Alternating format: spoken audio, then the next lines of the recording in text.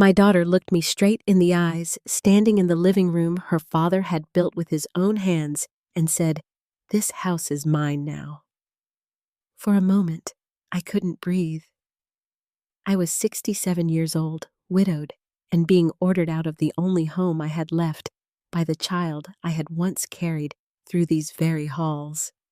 Amber smiled like she had already won.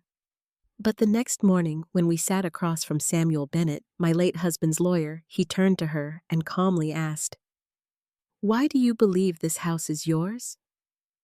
That was when I smiled. Before I tell you what happened next, please like this video, subscribe. If stories like mine touch your heart, and tell me in the comments what you would have done in my place. I'd also love to know where you're watching from and what time it is there. Before my daughter ever stood in my living room and told me the house was hers, that house had already held 42 years of my life. It sat on Maple Ridge Lane in a quiet little town outside Dayton, Ohio. The kind of town where people waved from their porches, where church bells still rang on Sunday mornings, and where everyone knew which family owned which old pickup truck. It wasn't a mansion. It didn't have marble floors, tall iron gates, or anything someone would call luxurious. It was a 2-story white house with blue shutters, a narrow front porch, a maple tree in the yard, and a back door that always stuck a little when it rained. But to me, it was everything. My husband, Robert Jackson, built most of that house with his own hands. He was a carpenter, not the kind who got rich building custom homes for wealthy people, but the kind who woke before sunrise, packed coffee in a dented thermos, and came home with sawdust in his hair and pain in his knees. He had strong hands rough from work, but whenever he touched my face, he did it like I was something fragile and precious. We bought that little piece of land when we were still young enough to believe hard work could solve almost anything. I was 25 then, working as an office assistant at an elementary school. Robert was 28, already talking about the porch swing he wanted to build before we even had walls. I remember standing in the empty lot beside him one evening, my shoes sinking into soft dirt after a spring rain. He held up his hand and pointed like he could see the whole future. "Kitchen right there," he said. "Big enough for Sunday dinners. Living room over there. Our bedroom upstairs where the morning light comes in. And right out front, I'm planting a maple tree." I laughed and asked, "A maple tree before we even have a roof?" He looked at me with that quiet smile of his and said, "A house needs roots, Kylie." That was Robert. He never said much, but when he did, the words stayed with you. We didn't build the house all at once. We couldn't afford that. Robert worked on it after long days at job sites. His brothers helped on weekends. I painted trim-carried boards I probably had no business carrying, and brought lemonade out in plastic cups when the July heat made the air shimmer. Some nights, we were so tired we sat on overturned buckets and ate sandwiches under a half-finished roof, laughing because we were too broke to do anything else. Every corner of that house had a story. The kitchen cabinets had tiny, uneven spots inside because Robert installed them late one night with a flashlight after the power went out. The hallway banister had a small dent where Amber, our daughter, dropped a toy fire truck when she was 4. The back porch steps creaked because Robert said he would fix them next weekend, and somehow next weekend turned into 20 years. I never let him fix them after a while. That creak became the sound of him coming home. Amber was born 2 years after we moved in. I still remember bringing her home from the hospital wrapped in a pink blanket so small, I was afraid to breathe too hard near her. Robert opened the front door like he was welcoming a queen. He had spent the whole week sanding and repainting the nursery. Even though I told him the old paint was fine, he wanted everything perfect. "She's going to grow up safe here," he whispered that night, standing over her crib. And for many years, I believed she did. That house saw Amber's first steps across the living room rug. It heard her first words, her little girl prayers, her teenage arguments, and the slam of her bedroom door when she thought I was the strictest mother in the state of Ohio. It smelled like cinnamon rolls on Christmas morning turkey on Thanksgiving, and lemon polish every Saturday because my mother had taught me that a clean house was a grateful house. We didn't have much money, but I tried to make that home feel full. I clipped coupons. I stretched casseroles into 2 meals. I sewed Amber's Halloween costumes at the dining room table after she went to bed. One year, when she wanted to be a princess and we couldn't afford a store-bought dress, I made one from an old blue curtain and silver ribbon from the Christmas box. She twirled in front of the hallway mirror and said it was the prettiest dress in the world. I believed her because I wanted to. Robert was the softer parent in some ways. He would sneak her an extra cookie after dinner and wink at me like I didn't see. But he was also the one who taught her to respect what people worked for. When she was 16 and complained that our house looked old-fashioned compared to her friends' homes, Robert didn't get angry. He took her outside, placed her hand on the porch railing, and said, "Your mother and I paid for every board, every nail, every window. Never look down on something built with honest hands." Amber rolled her eyes, then the way teenagers do. I thought she would understand one day. Maybe that is one of the hardest things about being a mother. You plant lessons in your children and assume they will bloom when the season is right. You do not imagine some seeds will dry up in the ground. After Amber left for college in Columbus, the house became quieter. Robert and I learned to live with the silence. We sat on the porch in the evenings and watched cars pass. He would talk about building a small sewing room for me because by then I had started making quilts for women at church. I told him we didn't need to spend money on that, but he did it anyway. He turned the little room off the hallway into my space. He built shelves for my fabric, a long table beneath the window, and a cabinet with tiny drawers for thread and buttons. On the day he finished, he stood in the doorway wiping his hands on his jeans, looking shy like a boy. "Well?" he asked. I walked inside and cried. That was the kind of man Robert was. He did not buy love with big gestures. He built it into things that lasted. Then, in our 39th year of marriage, his heart began to fail. At first, he blamed age, then the stairs, then the weather. But I noticed how he pressed a hand to his chest when he thought I wasn't looking. I noticed the grayness in his face, the way he sat down more often, the way his boots stayed by the door longer each morning. The doctors gave us words I hated: blockage, damage, medication, surgery risk, heart failure. Robert took it more calmly than I did. He held my hand in the parking lot outside the cardiologist's office while I cried so hard I could barely see. "I'm not leaving you unprotected," he said. I thought he meant emotionally, spiritually, the way husbands say things when they are trying to be brave for their wives. I did not know then that Robert had already started making arrangements. In those last months, he spent more time in his small desk by the bedroom window. He made phone calls I assumed were about medical bills. Sometimes when I came into the room, he would close a folder gently, not in a secretive way, but in a careful way. I was too tired from appointments and prescriptions and fear to ask many questions. One night, after a hard spell, when his breathing scared me, he asked me to sit beside him on the bed. "Kylie," he said, "no matter what happens, this house will protect you." I put my hand over his and told him I didn't care about the house if I didn't have him. He squeezed my fingers. "Promise me you'll stay here as long as you want. Don't let anybody make you feel like you don't belong in what we built." I remember being almost offended. Robert, who would do that? He looked toward the hallway, toward the photographs of Amber through the years.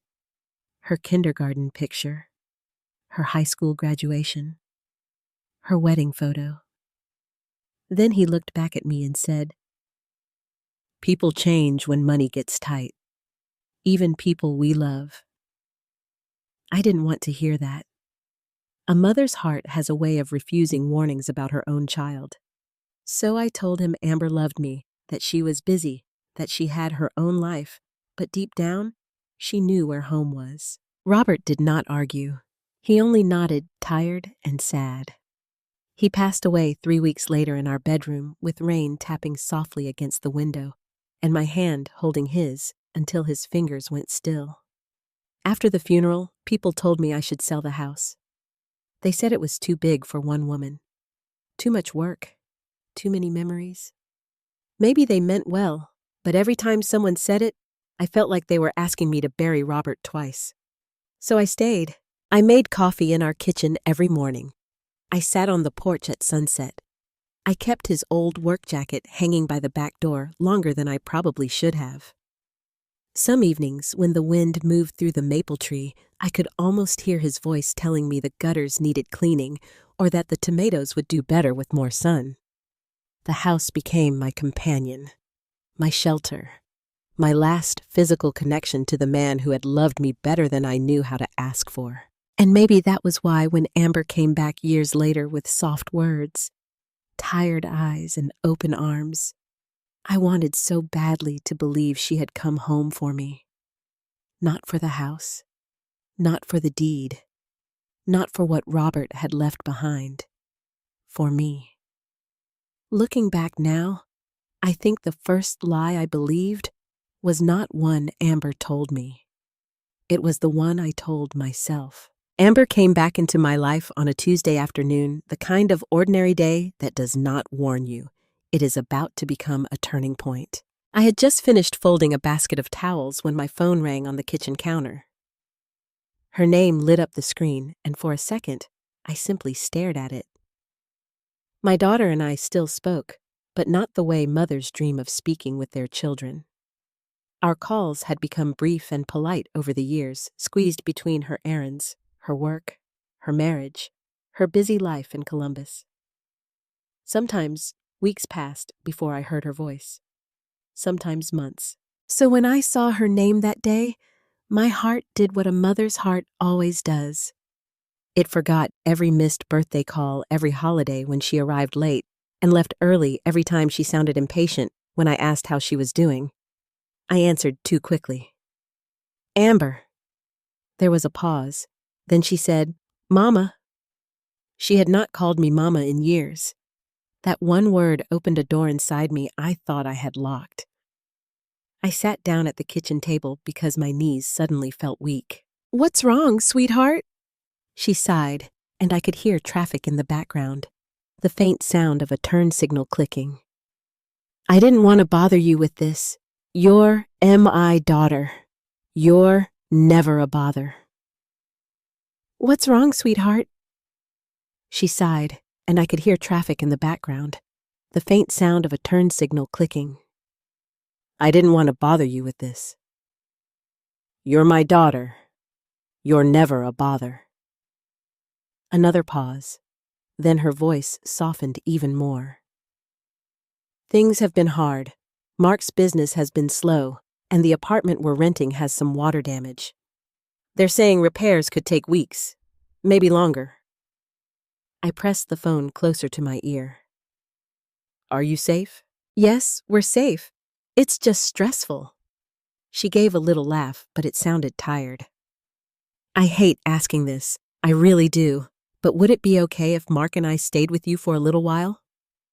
Just until we get back on our feet? I looked around my kitchen. The house had been so quiet since Robert passed that sometimes the silence felt like another person sitting across from me. The thought of footsteps upstairs, voices in the hallway, someone asking what was for dinner. It stirred something warm and foolish in me. Of course, I said. Of course you can come home. She exhaled like I had saved her. Thank you, Mama. I promise it'll only be a few weeks. Only a few weeks. That was how it began. Amber and Mark arrived 2 days later with a rented SUV and far more boxes than a few weeks required. I noticed that, but I told myself not to be judgmental. People packed too much when they were under stress. People brought extra things when they felt unsettled. At least that was what I chose to believe. Amber stepped out first, wearing a cream-colored coat and large sunglasses pushed into her hair. She looked beautiful, polished, older than the girl I still carried in my memory. When she saw me standing on the porch, her face changed. For one soft second, she looked like my little girl again. Mom, she said. Then she hurried up the steps and wrapped her arms around me. I closed my eyes. There are hugs that feel like comfort, and there are hugs that feel like a test. At that moment, I did not know which one hers was. I only knew I had missed her. Mark came around the back of the SUV carrying 2 suitcases. He was tall, clean-shaven, with a salesman's smile and a watch that looked too expensive for a man who had just said business was slow. "Mrs. Jackson," he said warmly, "you're a lifesaver." "Call me Kylie," I told him, though I had told him that many times before. He smiled wider. "Kylie, then. We really appreciate this." For the first week, everything felt almost like a blessing. Amber woke early and made coffee before I came downstairs. She bought fresh flowers from the grocery store and placed them in the blue vase Robert had given me on our 30th anniversary. She cooked chicken and dumplings one night using my old recipe card and laughed when she added too much pepper. "Guess I still need you, Mama," she said. I wanted to believe that sentence more than I wanted to breathe. She sat with me in the evenings and asked about church, about my quilting group, about Mrs. Linda Harper next door. She even asked me to show her old photographs. One night, we sat on the living room floor with albums spread around us, and she pointed at a picture of herself at 6 years old, missing both front teeth, sitting on Robert's shoulders. "Daddy loved this house," she said quietly. I swallowed the ache in my throat. "He loved you more?" Her eyes grew shiny, and she leaned her head against my shoulder. "I know I wasn't always around after he died. You had your life," I said, because that was the excuse I had been giving her for years. "No," she whispered. "I should have been better." That was the moment I nearly forgave her for things she had not even apologized for. Mark was helpful too. Almost too helpful, though I did not see it that way at first. He fixed the loose handle on the pantry door. He cleared leaves from the gutters. He replaced a bulb over the back steps and said, "Can't have you falling out here, Kylie." It felt good to have a man's presence in the house again. Not the same as Robert's never that, but enough to make the place feel less empty. Still, small things began to happen. At first, they were so minor I felt ashamed for noticing. Amber asked where I kept the property tax statements. I told her they were in the file cabinet in the den. "Do you want me to organize them?" she asked. "You shouldn't have to deal with all that." "I've managed fine," I said lightly. "Oh, I know. I just mean paperwork gets more complicated every year." A few days later, she asked whose name was on the homeowner's insurance, then whether the house was fully paid off, then whether Robert had left a will. Each question came wrapped in concern. "Mom, I just want to make sure everything is protected. Mom, you know scammers target older people. Mom, it'd feel better if I understood what you're dealing with." Each question came wrapped in concern. "Mom, I just want to make sure everything is protected. Mom, you know scammers target older people. Mom, it'd feel better if I understood what you're dealing with." She never asked all at once. That was the clever part. She dropped each question into ordinary conversation between grocery lists and cups of tea so I would not feel the shape of what she was building. Mark, too, had his moments. One evening, I walked into the kitchen and found him at the table with his laptop open talking on the phone in a low voice. When he saw me, he quickly lowered the screen. "Sorry," he said. "Work stuff." I smiled, pretending not to notice the words I had already heard. Equity, appraisal, refinance. Those were not words Robert and I had used around the kitchen table. We had used words like roof repair, grocery budget, church potluck, and doctor appointment. Equity sounded cold to me, like something measured by strangers. That night, I lay awake listening to the old house settle around me. The back porch creaked in the wind, and for one painful second, I imagined Robert coming in late wiping his boots, calling out, "Kylie, you asleep?" But the voice I heard instead was Amber's from earlier that evening. "Mom, Have you ever thought about how much this place is worth now? I had laughed it off. It's worth my whole life. She had smiled, but not in the way I expected. No, I mean financially. The difference between those two answers stayed with me. By the second week, Amber had begun sorting things without asking. She said she was decluttering. She threw away old magazines, rearranged shelves, moved Robert's work gloves from the mudroom drawer into a box labeled basement. When I found them there, my chest tightened. I kept those where they were for a reason, I said. Amber looked up from wiping the counter. Mom, they're just gloves. Just gloves. I picked them up carefully. The leather was cracked, shaped by Robert's hands. I could still see a faint stain of paint near the thumb from when he built my sewing room. They were your father's, I said. Amber softened immediately, or at least appeared to. I know. I'm sorry. I didn't mean it like that. She touched my shoulder. I just worry about you living surrounded by so much sadness. That was how she did it. She took my resistance and made it sound like grief. She took my boundaries and made them sound like symptoms. And I let her. Because I wanted peace. Because I wanted my daughter back. Because when you are a mother, you can see a storm cloud forming and still tell yourself it might bring flowers. One Sunday after church, Linda Harper stopped me at the edge of my driveway. She was holding pruning shears in one hand and wearing the serious expression she used when gossip had turned into concern. Kylie, she said, are Amber and Mark staying long? Just until their apartment is repaired. Linda glanced toward my house. Amber was inside, standing near the front window, talking on her phone. Linda lowered her voice. She told Carol at the pharmacy she was helping you transition. I blinked. Transition. That's the word she used. I tried to laugh, but it came out thin. She probably meant transition into having help around the house. Linda did not laugh with me. Maybe. I looked back at the house. My daughter smiled through the window and gave a little wave. For some reason, I did not wave back right away.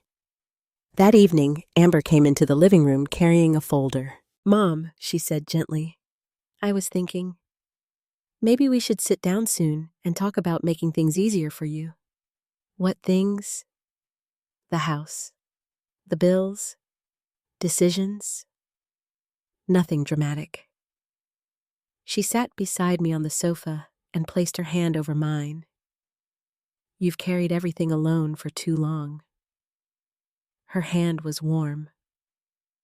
Her voice was tender. Her eyes were fixed on mine like she loved me, but the folder stayed on her lap like a secret waiting to be opened. And somewhere deep inside me, beneath all the hope I had been clinging to, a small voice whispered that my daughter had not come home empty-handed. She had come home with a plan. The first thing Amber changed was the living room. It happened on a Wednesday morning while I was at my quilting group at church. I had spent 2 hours with women I had known for half my life, sewing small squares of fabric into a blanket for a young mother whose husband had recently lost his job. For those 2 hours, I felt useful. I felt steady. I felt like myself.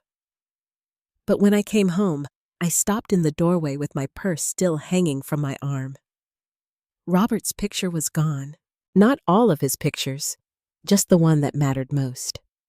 The framed photograph from our 35th wedding anniversary, where he stood behind me on the front porch with his hands resting on my shoulders. He had worn his navy church suit that day, and I had worn the yellow dress he always said made me look like sunshine. That photograph had sat on the mantel since the week after his funeral. In its place, Amber had arranged a tall glass vase, 3 white candles, and a stack of beige decorative books that no one was supposed to read. I stared at the mantel like my eyes were confused. Amber came in from the kitchen carrying a mug of tea. Oh, good, you're home. What do you think? I turned slowly. Where is your father's picture? She blinked, then smiled in that soft, careful way people smile when they have already decided you are too sensitive. I moved it downstairs with the other family photos. Downstairs. To the basement shelf. Not thrown away, Mom. Just relocated. The word struck me. Relocated, like Robert was furniture, like grief was clutter. That picture belongs there, I said, pointing to the mantel. Amber's smile tightened. Mom, the room felt so heavy. Every time someone walks in, it's like a shrine. I looked around the living room. The crocheted throw over Robert's chair was folded differently. The little wooden duck he carved during one long winter had been removed from the side table. The old brass lamp had been replaced with a sleek black one I had never seen before. This is still my home, I said quietly. Of course it is. Amber set her tea down and came toward me. I'm not saying it isn't. I just thought a little freshening up would help you.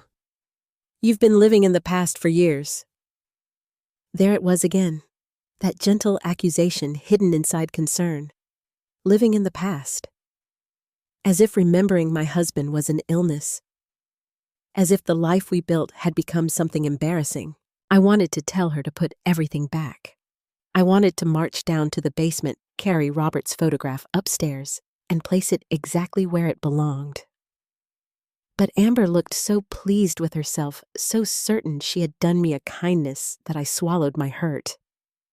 It would have been nice if you had asked, I said. Her eyes softened, but not with apology, more like patience. I know. You're right. I should have. I just got excited. That was how she made every trespass sound harmless. She was excited. She was helping. She was worried. Over the next few days, more changes followed. The hallway table where I kept church bulletins and birthday cards became a place for Mark's real estate brochures. The basket by the stairs that held my knitting yarn disappeared into a closet. Amber bought new curtains for the dining room, without asking me, then told me the old lace ones looked tired. They were my mother's, I said. Oh. She touched the fabric with 2 fingers, as if age might rub off on her. Well, we can save them somewhere. Somewhere. That word became a graveyard for everything I loved. The worst came when I found Mark moving boxes into my sewing room. I had gone upstairs to get a spool of navy thread. When I reached the little room Robert built for me, I saw my fabric bins stacked in the hallway. My sewing machine had been pushed against the wall. The long table beneath the window was covered with Mark's laptop folders, a printer, and a silver desk lamp. Mark looked up from plugging in a power strip. Hey, Kylie, hope you don't mind. Amber said this room gets the best light. I stood very still. This is my sewing room. He glanced around like he was seeing it for the first time. Right. Yeah. She said you don't use it every day. I use it enough. Amber appeared behind me, moving quickly as if she had expected this moment and wanted to control it before it grew teeth. Mom, Mark just needs a quiet workspace for a little while. His calls are important and the kitchen table isn't professional. My sewing is important to me. I know that. Her voice dropped into that soothing tone again. But you can still sew. We put your things in the guest room for now. For now. A few weeks. Somewhere. For now. Temporary words have a way of becoming permanent when spoken by people who want what is yours. I looked at the table Robert had built beneath that window. I remembered him measuring the height carefully, because he said he didn't want my back hurting when I cut fabric. I remembered him sanding the edges smooth with his own hands. I remembered how proud he looked when I ran my palm over the wood and told him it was perfect. Mark cleared his throat. I've got a client call in 15 minutes. That was all he said. Not sorry. Not thank you. Not is this okay? Just a reminder that I was in the way. I turned and went downstairs because I did not trust myself to speak. In the kitchen, I gripped the edge of the counter and tried to breathe past the pressure in my chest. That afternoon, Linda Harper came over with a loaf of banana bread wrapped in foil. Linda had lived next door for 26 years.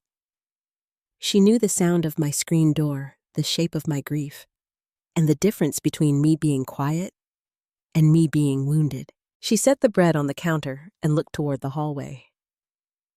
"Why are there fabric boxes upstairs?" I forced a smile. "Mark needed an office." Linda's eyes narrowed. "And you agreed to that. They're only staying for a little while." Kylie. The way she said my name made me look down. She came closer. "I'm going to say something and you may not like it." "Then maybe don't. I have to. Amber is acting like she owns this place." I immediately shook my head. "No, she's just trying to help." Linda folded her arms. "Helping is asking before moving a dead man's photograph." My throat tightened. "So you noticed." "I noticed because I loved Robert too," she said. "Not like you did, of course, but he was a good neighbor, a good man, and he would not like this." That nearly broke me. I turned away and opened the cabinet for plates I didn't need. "Amber has been under stress. Mark's business is struggling. Their apartment. Do you know for sure there's water damage?" I paused. Linda said nothing else, and somehow that silence was louder than a warning. That evening, I began noticing Mark's conversations more. He spent long hours in my sewing room with the door partly closed. His voice carried through the old vents. I heard phrases that made my stomach tighten. "The property has appreciated." "No, it's not in my name yet. We're working through family paperwork. Once the equity is accessible, we can move fast." I told myself I had misunderstood. Maybe he was talking about someone else's house. Maybe real estate people use those words all day. Maybe I was becoming suspicious because Linda had planted fear in me. Then one morning, I walked into the dining room and found a printed estimate on the table. It was not a bill. It was not a flyer. It was a market valuation for homes on Maple Ridge Lane. My address sat at the top. I picked it up with fingers that had gone cold. Before I could read more, Amber came in and gently took it from my hand. "Oh, that's Mark's work stuff," she said too quickly. "Why is my address on it?" She glanced toward the stairs, then smiled. "He was just curious. You know, with the neighborhood changing and all." "I didn't ask him to be curious." Her face shifted for a second. The sweetness slipped, and I saw irritation underneath. "Mom, you're being defensive over nothing." "Am I?" She sighed. "This is exactly why I worry. You take everything as an attack." That sentence did what she intended. It made me doubt myself. By the end of the third week, Amber had started speaking about me to other people as if I were not standing right there. At the grocery store, I heard her tell the cashier, "Mom's getting to that age where she needs help keeping track of things." At church, she told Mrs. Bell, "We're trying to make the house safer for her."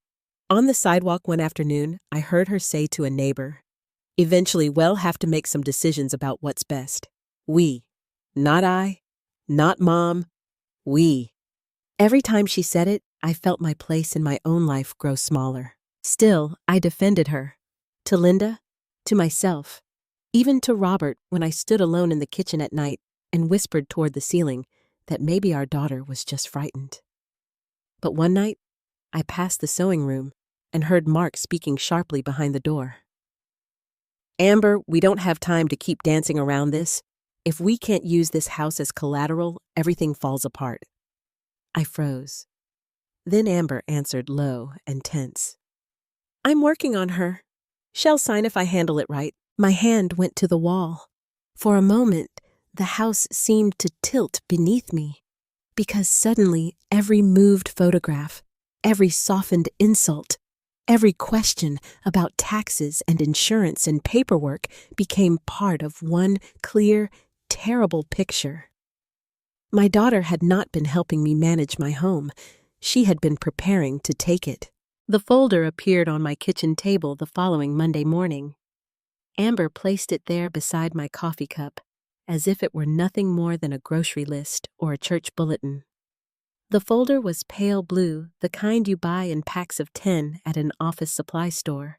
But something about the way she set it down made my stomach tighten. She was dressed neatly that morning, more neatly than usual for someone supposedly working from home. Her hair was pulled back, her makeup soft, her voice gentle. Mark stood near the sink, rinsing a mug he had barely used, pretending not to listen. Mom Amber said, "Can we talk for a minute?" I looked at the folder. "What about—" She pulled out the chair across from me and sat down slowly like she was approaching a frightened animal. "Nothing bad. I promise. It's just some paperwork." There are certain words that sound harmless until they are spoken by someone who has already been circling what belongs to you. Paperwork. I wrapped both hands around my coffee cup. "What kind of paperwork?" Amber smiled. "Just something to make life easier for you." Mark dried his hands with a dish towel. "It's pretty standard, Kylie." I looked at him. "Standard for what?" "For families," he said quickly. "Especially when an older parent doesn't want to deal with every little bill and document alone." Older parent. The words landed softly, but they landed. Amber reached across the table and touched my wrist. "Mom, don't look at us like that. We're not trying to take anything from you." I had not said they were. That was the first thing that scared me. People usually deny what they know they are thinking. She opened the folder and slid several pages toward me. The top sheet was printed in clean black letters, with spaces for signatures and initials. I did not have my reading glasses on, so the words blurred at first, but I could still see enough to know it was not a simple note. "What is this?" I asked. "A limited authorization," Amber said. She had practiced that phrase. I could hear it. "It just allows me to help manage household matters. Bills, insurance calls, maybe property tax questions, things like that." "I already pay my bills." "I know you do." Her voice stayed soft. "But you shouldn't have to. I don't mind, but what if something happens?" She asked. "What if you get sick? What if there's an emergency? What if some company calls and refuses to speak with me because I'm not listed on anything?" Mark leaned against the counter. "She's right. These companies are a nightmare. Without authorization, family members can't do much." I looked from him to Amber. Their faces were calm, reasonable, caring. And yet I felt as if the walls had moved closer. Amber turned the pages toward me. "You just sign here, and initial these 2 spots. Then I can help take some weight off your shoulders." I stared at the lines. For a moment, I thought of all the years I had signed school forms for Amber.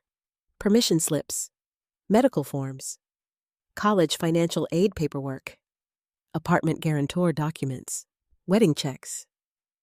I had signed so many things because I trusted that my name when placed on paper for my child was an act of love. But this was different. This was my daughter, asking me to sign something I did not understand, while her husband stood nearby listening for my answer. "Can I read it first?" I asked. Amber's expression flickered. It was quick, but I saw it. Irritation gone almost instantly. "Of course," she said. "I mean, it's mostly legal language, so it looks more complicated than it is." I reached for my reading glasses from the windowsill and put them on. The first page was filled with words that seemed designed to exhaust ordinary people. Authorization, representative, financial communication, property-related accounts, household management, real estate decisions. My eyes stopped there. Real estate decisions. I read the phrase again. "Why does it say real estate decisions?" I asked. Amber leaned forward immediately. because the house is part of the household mom. That it's not the same as paying the electric bill, it doesn't mean selling it, she said with a small laugh. You're jumping to the worst possible conclusion. Mark came closer to the table. Legal forms use broad language. It protects everyone. I did not like the way he said everyone. I turned another page. There were sections about financial authority, communication with lenders, insurance claims, property, improvements, access to records. My mind began to feel tired, and I hated that. I hated that the words swam together. I hated that Amber sat there watching me struggle. I hated that a part of me wondered if maybe she was right. Maybe I was getting too old to handle everything. That was the cruelest part of what she did. She did not need to call me helpless outright. She only needed to make me feel helpless enough to surrender. Mom, she said, lowering her voice. You know, paperwork confuses you now. I looked up. The kitchen went very still. Even Mark stopped moving. What did you say? Amber blinked, as if she had not realized how ugly the words sounded until they were already out. I didn't mean it like that. How did you mean it? She exhaled and rubbed her forehead. I mean, you get overwhelmed. Since Dad died, you've been doing everything alone, and sometimes you forget things. What have I forgotten? She looked toward Mark. That small glance cut deeper than her words. I'm not attacking you, she said. But you brought papers for me to sign and told me I'm confused. I said, paperwork confuses you. I pushed the pages back toward her. I want time to think about it. Amber's mouth tightened. Mom, this isn't a major decision. Then it can wait. Mark stepped in. Kylie, the sooner this is handled, the easier it is for everybody. I turned to him. Handled. He opened his mouth, then closed it. Amber gathered the papers, but not before I noticed her fingers trembling with anger. Fine, she said. Take your time. But the sweetness was gone.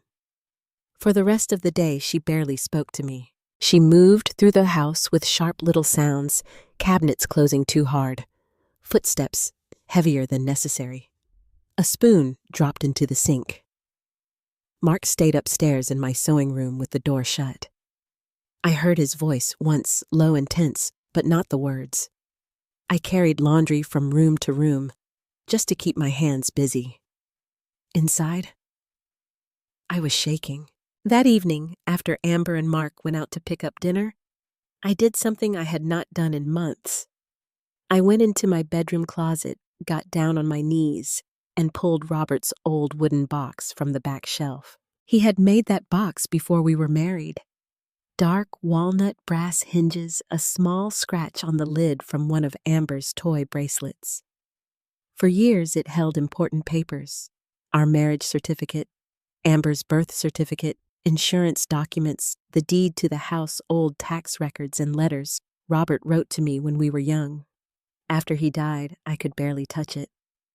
That night, I placed it on the bed and opened it with both hands. The smell rose, first paper cedar, a faint trace of the tobacco Robert's father used to smoke around him when he was young. I moved slowly through the folders, afraid of what I might find, and more afraid of what I might not. There was the deed, the mortgage satisfaction letter, Robert's life insurance policy, a copy of his will. Beneath those was a packet tied with a rubber band, and inside that packet I found a business card. Samuel Bennett, attorney at law. The name brought back a memory, Robert sitting at the kitchen table years ago, with a man in a gray suit, the two of them speaking quietly while I made coffee. I had assumed they were discussing the will. At the time, Robert was already sick, and every conversation about the future felt like a betrayal of hope. I held the card under the lamp. The office address was in Dayton. The phone number was printed in dark blue. For several minutes, I simply sat there with the card in my lap. Calling a lawyer felt serious. It felt like admitting something was wrong inside my family. And mothers do not want to admit that. We will rename betrayal as stress. We will call manipulation concern. We will tell ourselves our children are tired, frightened, pressured, anything but cruel. But then I remembered Amber's voice. You know paperwork confuses you now. I picked up my phone before I could lose courage. The office was closed, but the voicemail gave an emergency contact number for existing clients. I almost hung up. I was not even sure I counted as an existing client. Robert had handled everything. Still, I called. A man answered on the fourth ring, his voice older than I remembered, but clear. This is Samuel Bennett. My throat tightened so suddenly I had to swallow before speaking. Mr. Bennett, my name is Kylie Jackson. My husband was Robert Jackson. There was a pause. Then his tone changed completely. Softer. Alert. Mrs. Jackson, he said. Yes. I remember Robert very well. I closed my eyes. Those words alone nearly made me cry. I'm sorry to call at night, I said. I don't know if this is important, but my daughter wants me to sign some papers. She says it's just to help with bills, but there are words about property and real estate decisions, and My voice broke. I don't know what to do. Samuel did not rush me. He did not make me feel foolish. He let the silence hold until I could breathe again. Then he said very calmly, Mrs. Jackson, do not sign anything. I gripped the phone. Nothing. Nothing at all. Not one page. Not one initial. Not until I review it. A cold wave passed through me. Is something wrong? I can't say until I see the document, he answered. But Robert was very clear about his wishes. I need you to bring me whatever your daughter gave you, along with the papers Robert left in your possession. There are a lot of papers. Bring them all. I looked down at the open wooden box. Mr. Bennett? I whispered. Did Robert do something I don't know about? Another pause. This one felt heavier. Finally, Samuel said, Your husband loved you very much, Mrs. Jackson, and he was a careful man. Tears slipped down my face. Come to my office tomorrow morning, he continued. And until then, keep those documents with you. Don't leave them where anyone can take them. After we hung up, I sat on the edge of the bed for a long time listening to the house. Downstairs, a car door closed. Amber and Mark were back. I quickly gathered Robert's papers, placed them in a tote bag, and slid the bag beneath my bed. Then I went to the mirror and looked at myself. For the first time since my daughter had come home, I did not look like a mother trying to keep peace. I looked like a woman beginning to understand war. I barely slept that night. Every sound in the house felt sharper than before. The hum of the refrigerator, the groan of the old pipes, the low murmur of Mark's voice upstairs behind the closed door of what used to be my sewing room. I lay in bed, staring at the ceiling, one hand resting over the edge of the mattress where I had hidden Robert's papers underneath. For the first time in weeks, I was not simply hurt. I was afraid, not the loud kind of fear that makes a person run. This was quieter, colder. It sat inside my chest and waited. It made me listen for footsteps outside my bedroom door. It made me wonder whether Amber would search my room if she thought I had taken something important. That thought alone broke something in me. A mother should never have to wonder if her child might steal from her. At 7 the next morning, I got dressed before anyone else woke up. I chose my navy slacks, a white blouse, and the gray cardigan Robert used to say made me look official. I put on a little lipstick, not because I cared how I looked, but because I needed to feel like I still belonged to myself. Then I knelt by the bed and pulled out the tote bag. Inside were the deed-old tax papers, Robert's will insurance documents, and several envelopes I had not opened in years. I placed my hand on top of them and whispered, Robert, help me understand what you did. Downstairs, the house was still dim. I set the tote bag by the back door and started coffee out of habit. My hands shook so badly that I spilled grounds across the counter. Amber came into the kitchen just as I was wiping them up. She stopped when she saw me dressed. "You're up early," she said. "I have an appointment." Her eyes moved to the tote bag. "What kind of appointment?" I kept my voice calm. "Personal."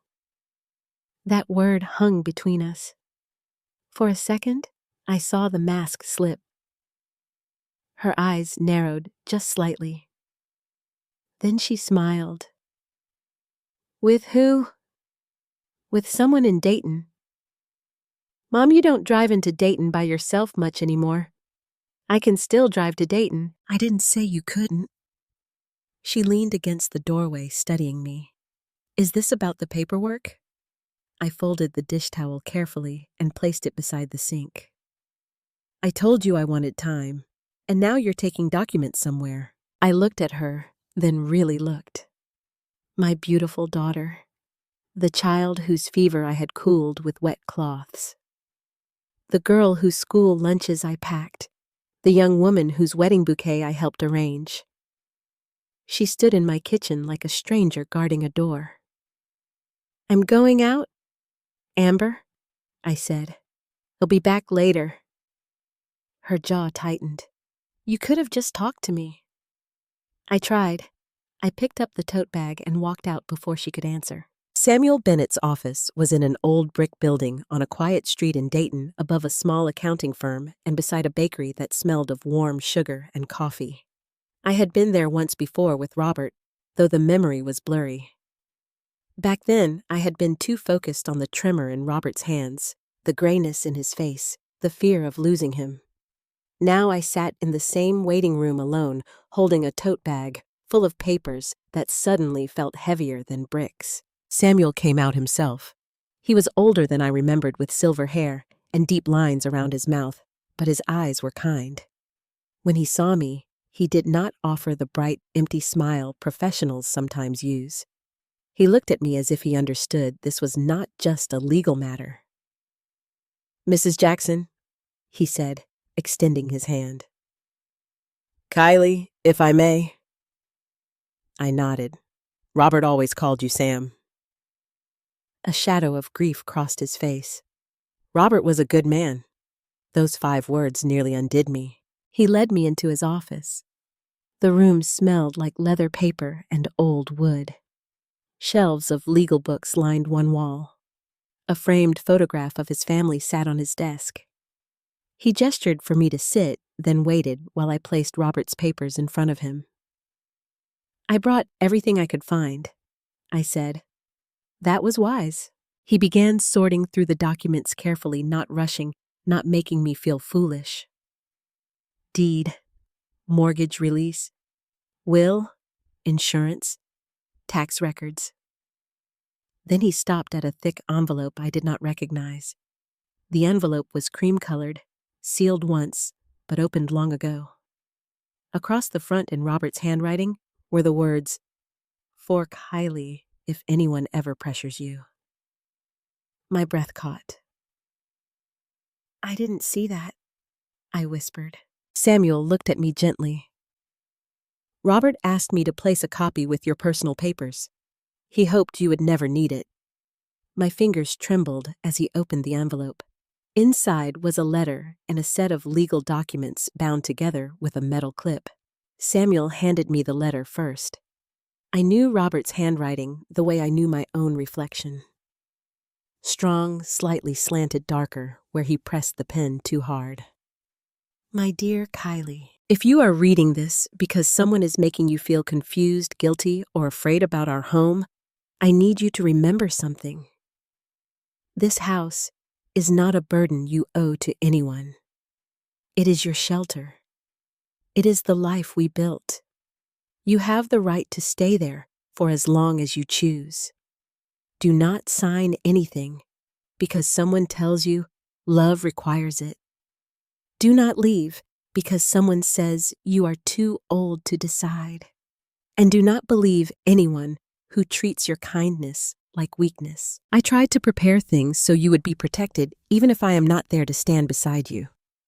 I love you more than this house, but I built this house to keep loving you when I could not. Robert. By the time I finished reading, tears were dripping onto my blouse. Samuel quietly pushed a box of tissues toward me. For a while I could not speak. I held that letter against my chest and cried the way I had cried after the funeral, not neatly, not gracefully, but from a place so deep it felt older than words. He knew I finally whispered. Samuel folded his hands on the desk. He was concerned. About Amber. He did not answer quickly. That was answer enough. I looked down at the legal packet. What is this? That he said is the Jackson Family Trust. I had heard the phrase before somewhere in the fog of Robert's illness. I remembered signing papers. I remembered Samuel explaining things. But back then, every document had blurred into one long goodbye. I had trusted Robert. I had trusted Samuel. I had signed where they told me because my husband was dying, and I could barely think beyond keeping him comfortable. I signed this, I said slowly. Yes, but I didn't understand it. You were under tremendous emotional strain, Samuel said. Robert knew that. He asked me to make sure the protections were clear and enforceable. He opened the packet and turned it toward me. The house was transferred into the Jackson Family Trust before Robert passed. You are the primary lifetime beneficiary. That means you have the legal right to live in that home for the rest of your life or as long as you choose. I stared at him. No one can make me leave, no, not Amber. No, not even if she says she's helping me. Not unless you voluntarily and knowingly agree through proper legal channels, and even then there are safeguards. He turned another page. The trust prevents the house from being sold, refinanced, mortgaged, pledged as collateral, or transferred while you are living there, unless very specific conditions are met. Those conditions require independent legal review and your clear consent. The word collateral rang in my ears. I heard Mark's voice again behind the sewing room door. If we can't use this house as collateral, everything falls apart. I pressed my hand to my mouth. Samuel watched my face. Did your daughter or son-in-law mention borrowing against the property? Not to me directly, but you heard something. I nodded. His expression hardened, not with surprise, but with confirmation. Robert worried you might be pressured, he said. Not because he thought you were weak, Kylie, because he knew you were generous. And generous people are often targeted by those who feel entitled to that generosity. I looked toward the window. Outside, people walked past carrying coffee, living ordinary mornings. I wondered how many women my age were sitting in quiet rooms, being told they were confused, difficult, selfish, too old to know what was best. What happens if Amber keeps pushing? I asked. Samuel leaned back and took a breath. There is another clause. Something in his tone made the room feel colder. What kind of clause? He turned to the final pages. Robert called it the protection clause. In legal terms, it concerns undue influence, coercion, financial exploitation, and attempted interference with your occupancy rights. I shook my head faintly. I don't understand. In plain English, Samuel said any beneficiary who attempts to force you out of the home, trick you into signing away control, falsely claim ownership, threaten you, manipulate your mental capacity, or use the property for personal financial gain against your wishes, can lose their future interest in the house. I went still. Future interest. Amber was named as a potential remainder beneficiary, he said carefully. Meaning, after your passing under normal circumstances, she might have inherited an interest in the home. My stomach twisted. But if she violates this clause, she can be removed. I stared at the papers. There it was. The thing Robert had built into the walls after he could no longer stand guard himself. Not revenge, not cruelty, protection. Still it hurt. Because for Robert to write that clause, Some part of him had imagined our daughter might one day become the very person I was trying so hard not to see. "He never told me he was afraid of her," I said. "He didn't want to poison your heart against your child," Samuel replied. "He only wanted to protect you if love blinded you." The words struck so gently and so deeply that I closed my eyes. Love had blinded me. It had made me excuse the questions, the papers, the moved photographs, the insults dressed as concern. It had made me confuse keeping peace with staying safe. Samuel gathered the documents into a neat stack. "I need a copy of whatever Amber asked you to sign," he said. "Can you get it?" "I think so. Do not confront her yet. Do not accuse. Do not argue. And absolutely do not sign anything." I nodded. As I left his office, Robert's letter was tucked inside my purse close to my heart. For the first time since Amber came home, I did not feel entirely alone. My husband was gone. But somehow, through ink paper and love, careful enough to think ahead, he was still standing between me and the people trying to take what he had built. Amber knew before I told her. I do not know how. Maybe she saw the tote bag when I came home. Maybe she noticed that the papers in Robert's wooden box had been moved. Maybe Mark had been watching me more closely than I realized. But by the time I walked back through my own front door after meeting Samuel Bennett, something in the house had changed. It was not obvious at first. The living room was clean. The curtains were open. The television was off. Amber stood by the kitchen island, cutting an apple into thin slices, each one landing on the plate with a soft, sharp tap. Mark sat at the table with his laptop open, though his eyes were not on the screen. "You were gone a long time," Amber said. I set my purse on the chair. The appointment took longer than I expected. "What kind of appointment?" I slipped off my cardigan, slowly buying myself a moment. Samuel's instructions repeated in my mind. Do not confront her yet. Do not accuse. Do not argue. Just something I needed to handle. Amber's knife paused against the cutting board. Mark looked up then. "Everything okay?" I forced myself to meet his eyes. "Yes."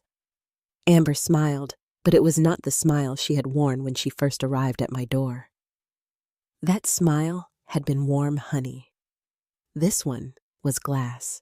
"Well," she said, placing the knife down carefully, "I hope whoever you talked to didn't confuse you more." The words were quiet, almost casual, but I felt them like a slap. I looked at my daughter and saw that the softness had left her. Not all at once. Not dramatically. It had drained away like water from a sink, leaving something hard behind. "I'm not confused," I said. Her smile widened by a fraction. "I didn't say you were," but she had. Over and over in pieces. For the next 2 days, Amber barely pretended. She no longer asked gently if I wanted help with the mail. She took it from the box before I could. When I asked for it, she handed it over with a sigh, as though I were a child demanding scissors. She no longer suggested changes around the house. She made them. A stack of my quilting magazines disappeared from the coffee table. My medication bottles were lined up on the kitchen counter in plain view, each label turned outward, as if my private health had become evidence. A small whiteboard appeared on the refrigerator with my appointments written on it in Amber's handwriting. "Just trying to keep track of things," she said when I stared at it. "I keep my own calendar." "Do you?" she asked. There was nothing loud in her voice. That was what made it worse. She had learned that cruelty did not need shouting if it could wear the mask of concern. On Thursday morning, I heard her on the phone in the dining room. "Yes, she's been forgetful," Amber said. I stopped in the hallway. Her voice lowered, but the old house carried sound. It always had. "No, I'm not saying she's incompetent. I'm saying we're concerned." She lives alone most of the time, and lately she's been making emotional decisions. Suspicious decisions. My hand tightened on the banister. A pause. Yes, I'm her daughter. Her only child. Another pause. I'd like to know what steps are involved in having her evaluated, just to make sure she's safe. My stomach turned cold. Evaluated. I knew then who she was calling. Dr. Morris had been our family doctor for years. He had treated Robert's blood pressure, Amber's childhood ear infections, my arthritis, my grief after the funeral. Amber was not calling him because she loved me. She was laying a foundation. When she walked into the hallway and saw me standing there, she did not even look ashamed. "You were listening," she asked. "You were talking about me." "I'm worried about you." "No," I said, and my voice trembled despite my effort to steady it. "You're trying to make people think I can't make my own decisions." Her face hardened. "Maybe because you're not making good ones." There it was. Not hidden, not wrapped in sugar. Plain. I gripped the banister. "Because I won't sign your papers." "Because you're clinging to a house you can barely manage," she snapped. "Because you treat every offer of help like an attack. Because you run off to talk to strangers instead of trusting your own daughter."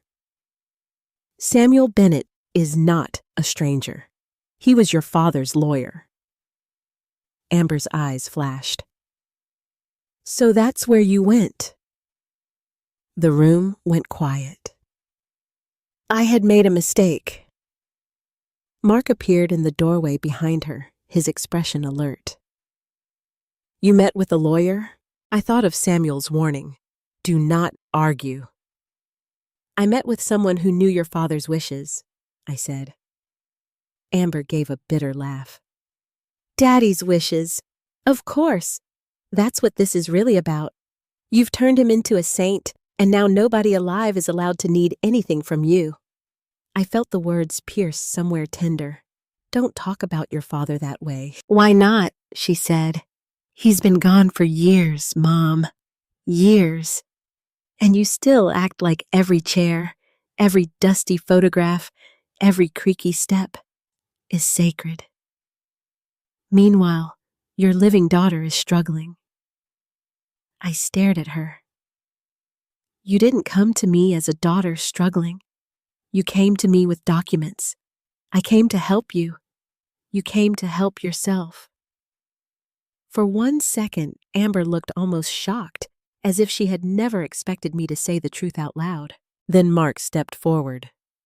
"Everybody needs to calm down." I turned to him. "You don't get to tell me to calm down in my own home." His mouth tightened, but he said nothing. Amber's voice dropped. "You know what, Mom? Maybe Mark was right. Maybe this house is too much for you. Maybe assisted living wouldn't be the worst thing." The words seemed to echo down the hallway. Assisted living. Not as care, not as comfort, as removal. "You want me out," I whispered. She looked away, but only for a moment. "I want what makes sense." I walked past her without answering. If I stayed, I would either cry or scream, and I refused to give her either. That afternoon, I went next door to Linda Harper's house. Linda opened the door before I knocked twice. One look at my face, and she pulled me inside without a word. Her kitchen smelled like coffee and cinnamon. She sat me at the table, put a mug in front of me, and waited. When I told her what Amber had said, Linda's mouth pressed into a thin line. "She called your doctor." I heard her. "About your mental capacity." I nodded. Linda muttered something under her breath that I was fairly sure she would not have said in church. Then she leaned across the table. "Kylie, listen to me. From now on, you write everything down." "Write what?" "Dates, times, what she says, what Mark says, any threats, any mention of papers money assisted living the house. All of it, I don't want to spy on my own child. Linda's face softened, but her voice stayed firm. You're not spying. You're protecting yourself. I looked down at my coffee. She continued, and keep your phone with you. If they start pressuring you, record what you can. Ohio allows one-party consent for recordings. That means if you are part of the conversation, you can record it. The word record made me flinch. It sounded so harsh, so legal, so far from motherhood. Linda reached over and squeezed my hand. I know this hurts, but denial won't keep you safe. I thought of Robert's letter. Do not believe anyone who treats your kindness like weakness. When I returned home, I began keeping a notebook in the drawer beside my bed. A small green notebook with a flower on the cover. It looked harmless, almost silly. But inside, I wrote everything. Thursday, 3:40 p.m.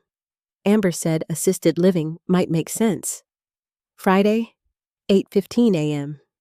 Mark asked if I had checked current home values. Friday, 9:30 p.m. Amber said I was becoming paranoid. Saturday, 11:10 a.m. Amber took mail from mailbox before I saw it. Each entry felt like a betrayal. Each one also felt like a rope thrown to a drowning woman. 2 evenings later, I stepped onto the back porch to water the potted geraniums Robert had always loved. The kitchen window was open behind me. Amber and Mark were inside, and they must have thought I was farther away. Mark's voice came first, low and angry. The lawyer complicates things, Amber answered. Only if she lets him. She's not signing now. She will. She just needs to feel like she's losing control.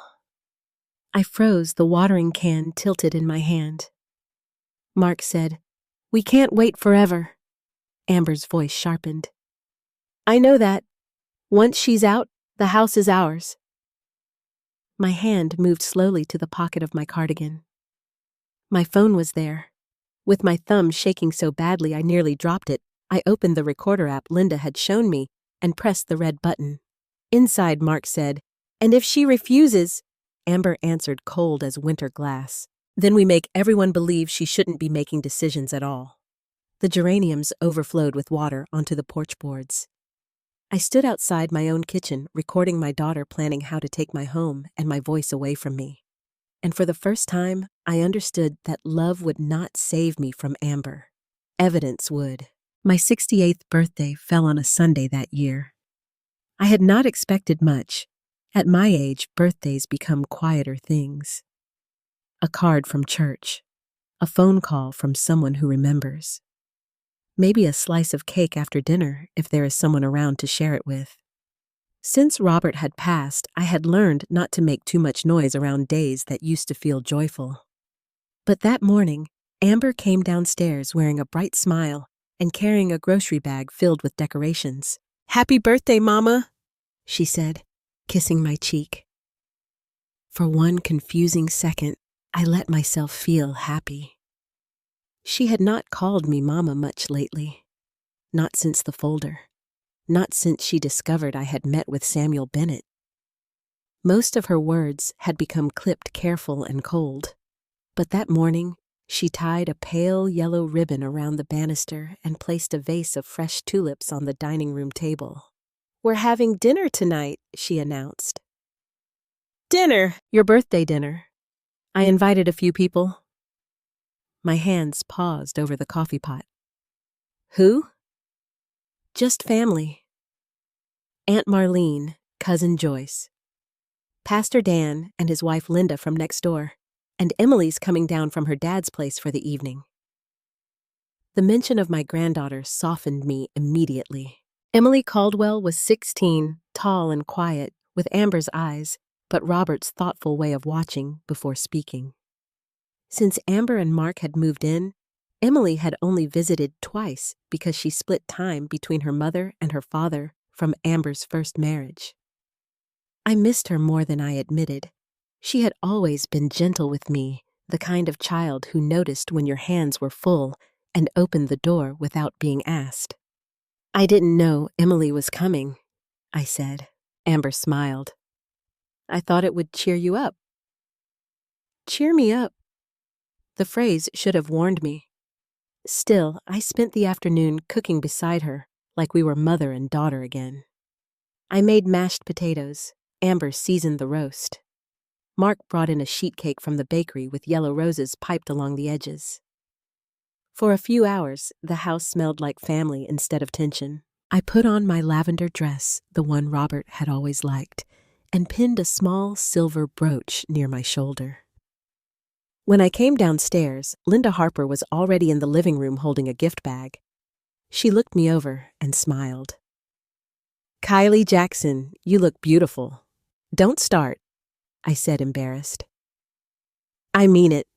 Then her eyes moved past me toward Amber, and the smile faded just a little. The guests arrived with casseroles cards and the kind of cheerful voices people use when they do not know they have stepped into a house full of secrets. Aunt Marlene hugged me too tightly. Cousin Joyce told me I looked wonderful. Pastor Dan said a prayer over dinner, thanking God for my life, my home, and the family gathered around my table. My home. The words settled over the room. Amber looked down at her plate.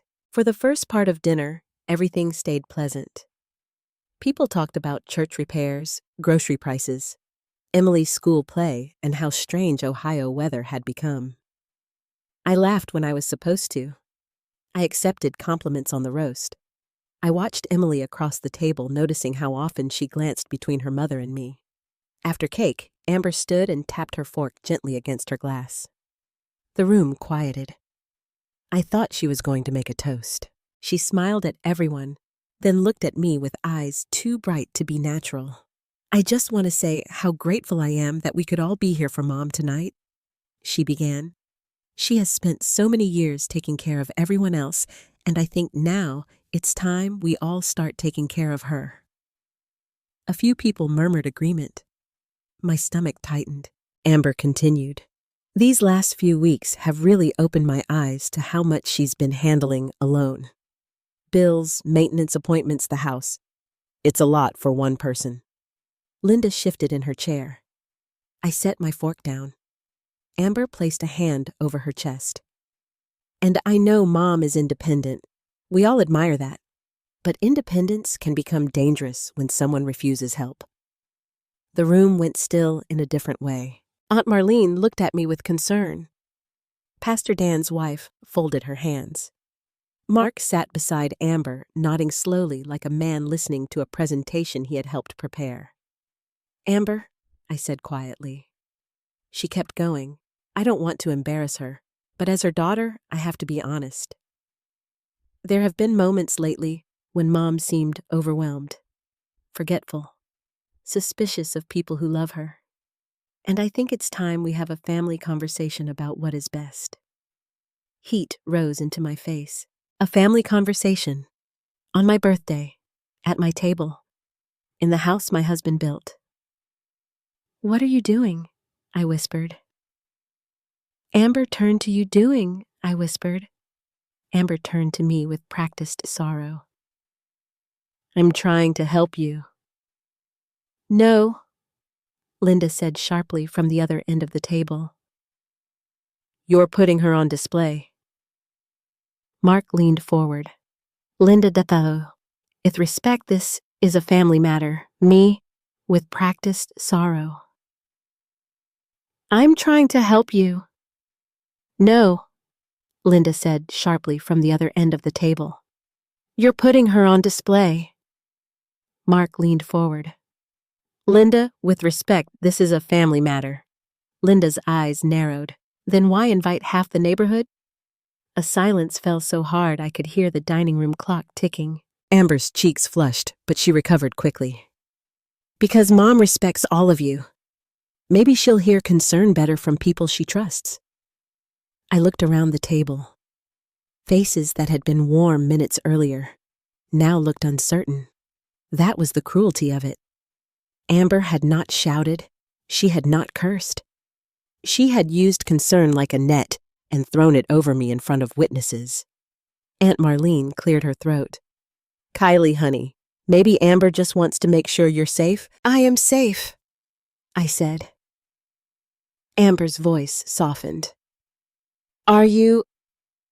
You live in a house with stairs, old wiring, loose porch boards, and more rooms than you can clean. You forget appointments. You get confused by documents. You react emotionally when we discuss practical matters. I forgot one dentist appointment, I said, my voice breaking. One, and you wouldn't let me help with paperwork because it involved my house. Our family house, she corrected. The words sliced through me. Our family house. Mark spoke then, smooth and reasonable. No one is saying Kylie should be forced into anything tonight, but transferring management responsibilities to Amber would make sense. It would keep the property protected and make future planning easier. Future planning. I looked at him. Do you mean easier for me, Mark, or easier for you? His expression froze. Emily's head snapped up. Amber's smile vanished.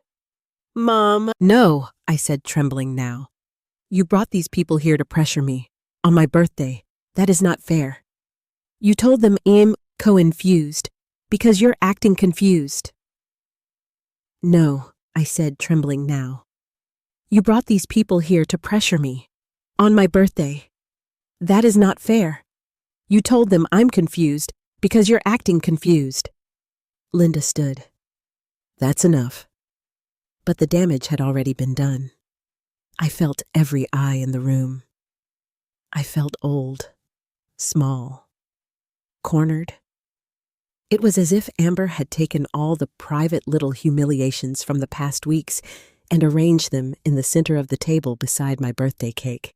Then Emily spoke. Her voice was quiet but clear. Grandma doesn't seem confused to me. Amber turned toward her daughter. Emily, this isn't something you understand?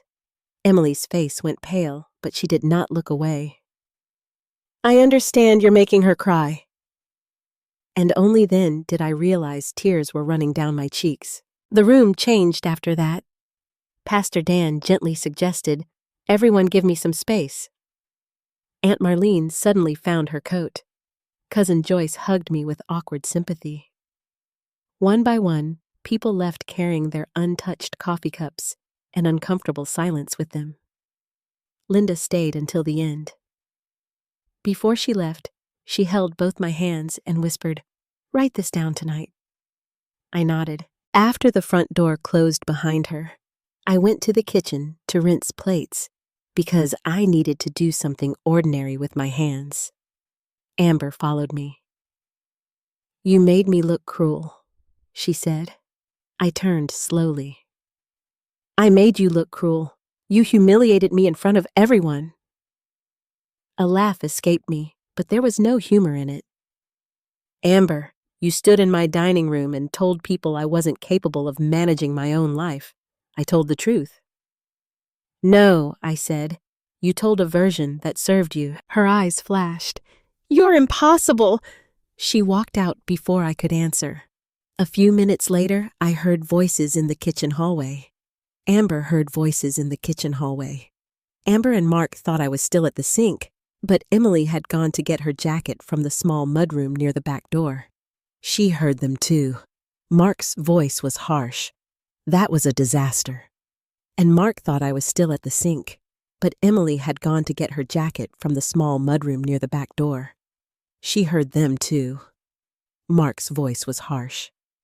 That was a disaster. Amber snapped back. Because Mom turned everyone against me. No, because you pushed too hard. We needed her cooperative, not defensive. We don't have time, Amber said. The lender wants updated numbers, and your second notice came last week. Emily stepped into the hallway unseen by them. What second notice? Mark demanded in a low voice. The one you shoved in your briefcase like I wouldn't find it? Amber hissed. Don't act like this is only my fault. You said if we could access the equity, we could cover the debt before everything collapsed. My hand tightened around the wet plate. Debt, equity, collapsed. Emily backed away from the hallway, her face white. Our eyes met across the kitchen. For the first time, my granddaughter looked not confused, but heartbroken. Later that night, after Mark drove Amber upstairs with another argument, and the house finally quieted, Emily knocked softly on my bedroom door. I opened it and found her standing there with tears in her eyes. "Grandma," she whispered, "I don't think this is right." I pulled her into my arms. She was taller than me now, but in that moment, she felt like the little girl who used to crawl into my lap during thunderstorms. "I'm sorry," she said against my shoulder. I'm so sorry. I held her tightly and looked over her shoulder at the dark hallway beyond. Amber had wanted that birthday dinner to make me look weak. Instead, she had given me something she never intended: a witness. After my birthday dinner, the house stopped pretending to be a home. There were still walls, windows, furniture, and the familiar smell of lemon cleaner in the hallway.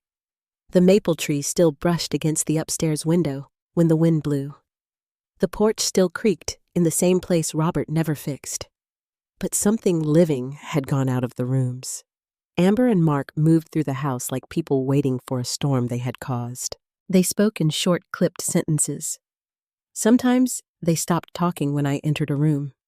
Sometimes I caught Amber watching me with a look that was not sadness, not guilt, but calculation. She no longer called me Mama. She barely called me Mom. Emily had returned to her father's house the day after the birthday dinner, but before she left, she hugged me longer than usual. "Grandma," she whispered, "please be careful." Those words stayed with me. A 16-year-old girl should not have to warn her grandmother about her own mother. I wanted to tell Emily everything would be fine. I wanted to pat her cheek, smile, and say adults sometimes misunderstood each other. But I had spent too many years making pain sound smaller than it was, so I only said, "I will." After that, I followed Samuel's instructions as closely as I could. I did not argue. I did not accuse. I kept my green notebook hidden beneath the lining of my nightstand drawer. I kept Robert's letter in my purse. I kept my phone charged and near me. Linda checked on me every day. Sometimes she came over with soup or muffins. Sometimes she called just to ask if I had slept. And sometimes, when Amber's car was gone, Linda would stand in my kitchen and look around like she was memorizing the scene of a crime. "Have they asked you to sign again?" she asked one afternoon.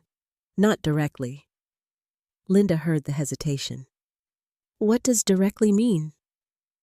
I sighed. Amber said I was making this harder than it had to be.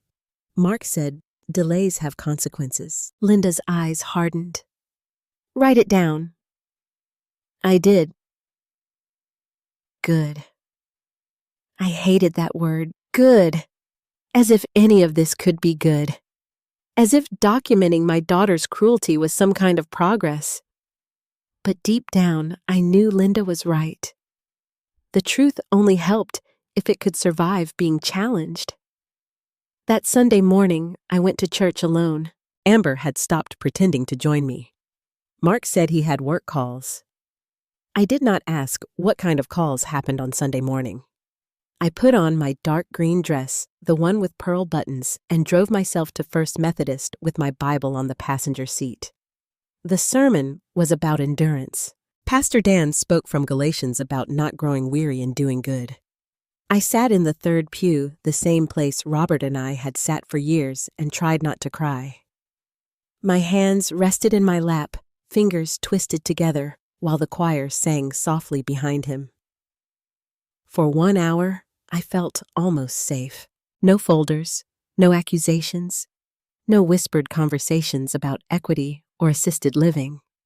Just stained glass light old hymns and the faint scent of wood polish in a sanctuary that had held my joys and losses without asking me to explain them.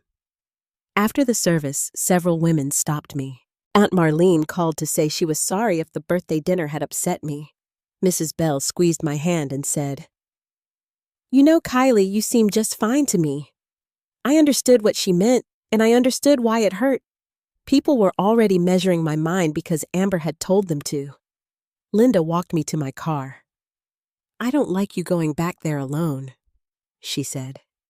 I can't be afraid to go home. She looked at me for a long moment. Call me when you get inside. I will.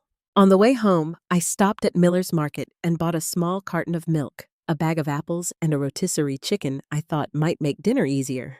It was a normal errand, the kind of errand I had done thousands of times. I remember thinking as I placed the chicken on the passenger seat, how strange it was that ordinary life kept going, even while your heart was breaking. When I pulled into my driveway, Amber's car was there. So was Mark's. The house looked peaceful from the outside, white siding, blue shutters, a wreath still hanging on the front door from my birthday dinner. For a moment, I sat in the car and breathed. Then I gathered my grocery bag and walked up the porch steps. I put my key in the lock. It would not turn. I tried again, slower this time. Nothing. At first, my mind refused to understand. I checked the key. It was the same brass key I had used for years, the one with the little purple cover Amber had bought me one Christmas when she was in college. I tried the lock again. The key slid in but would not turn. A strange, hollow feeling opened in my chest. I stepped back and looked at the door. Then I saw it. The lock was new. Bright brass. Shiny. Unfamiliar. My hand went cold around the grocery bag handle. I knocked. No answer. I knocked harder. Inside, footsteps moved across the hallway. The curtain beside the front window shifted. Amber's face appeared behind the glass. For one terrible second, we simply looked at each other. Then she opened the inner door, but kept the storm door locked. Amber, I said, trying to keep my voice steady. The lock isn't working. It's working, she said. The coldness in her voice was so complete that I forgot the grocery bag in my hand until it slipped and hit the porch. Apples rolled across the boards. The chicken container cracked open, spilling juice into the paper bag. What are you talking about? She stood behind the glass, arms folded. We changed the locks. My ears rang.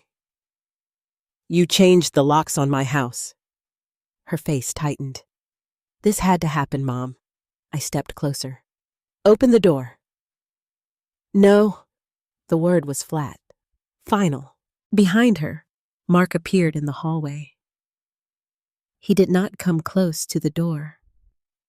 He stayed half-shadowed near the stairs, his hands in his pockets, eyes lowered. Mark, I said louder now. Tell her to open this door. He looked at Amber, then at me, then away. Coward. The word flashed through me with surprising force. Amber lifted her chin. You forced this. I forced you to lock me out. You refused help. You ran to a lawyer. You turned Emily against me. You made everyone think I was some kind of monster. You are keeping your mother out of her own home. You refused help. You ran to a lawyer. You turned Emily against me. You made everyone think I was some kind of monster. You are keeping your mother out of her own home. She leaned closer to the glass. And then she said the words I would hear in my sleep for years. This house is mine now. The world went silent. Not quiet, silent. The kind of silence that falls after something sacred has been broken. I stared at my daughter through the glass door, and for a moment, I did not see the woman in front of me. I saw a baby wrapped in a pink blanket, a little girl with missing front teeth, a teenager rolling her eyes at her father on the porch, a bride standing in the hallway while I fixed her veil with shaking hands. All those versions of her vanished when she said that sentence. This house is mine now. My voice came out barely above a whisper. Your father built this house, and he left it for family. she snapped. He left it to protect me. Her eyes flickered. So she did know enough to be afraid. I reached into my purse for my phone, but my fingers were stiff from cold and shock. The late afternoon air had turned sharp. A thin wind pushed through the porch, lifting the edge of my church bulletin from my Bible. Amber saw the movement. "Don't make a scene," she warned. I looked at her, then really looked. "You already did." She closed the inner door. Just like that. I stood on the porch with groceries spilled at my feet and my key useless in my hand. For a few seconds, I could in my hand. For a few seconds, I could not move. Then Linda's front door opened across the yard. "Kylie," she called. I turned, and the moment she saw my face, she hurried across the grass without even putting on a coat. What happened? Not move. Then Linda's front door opened across the yard. "Kylie!" she called. I turned, and the moment she saw my face, she hurried across the grass without even putting on a coat. "What happened?" "They changed the locks," I said. Linda looked at the door, then at the new brass lock, then at me. Her expression changed from concern to fury. "Come with me. I need to get inside." "No," she said firmly. "You need to get warm and we need to call Samuel." As she guided me down the steps, I glanced back. The curtain moved again. Amber was watching. Inside Linda's kitchen, she wrapped a blanket around my shoulders and made me sit while she called Samuel Bennett on speaker. My hands shook so badly that tea splashed from the mug she gave me. Samuel answered quickly. Linda did not waste words. "Sam, this is Linda Harper." Amber changed the locks and locked Kylie out. There was a pause. Then Samuel's voice came through calm, but harder than I had ever heard it. "Kylie, are you safe?" "Yes," I whispered. "I'm at Linda's." "Good. Do not try to force entry. Do not argue with Amber. Do not go back over there alone. But it's my home." "I know," he said, "and what she just did may be exactly what we need." I closed my eyes.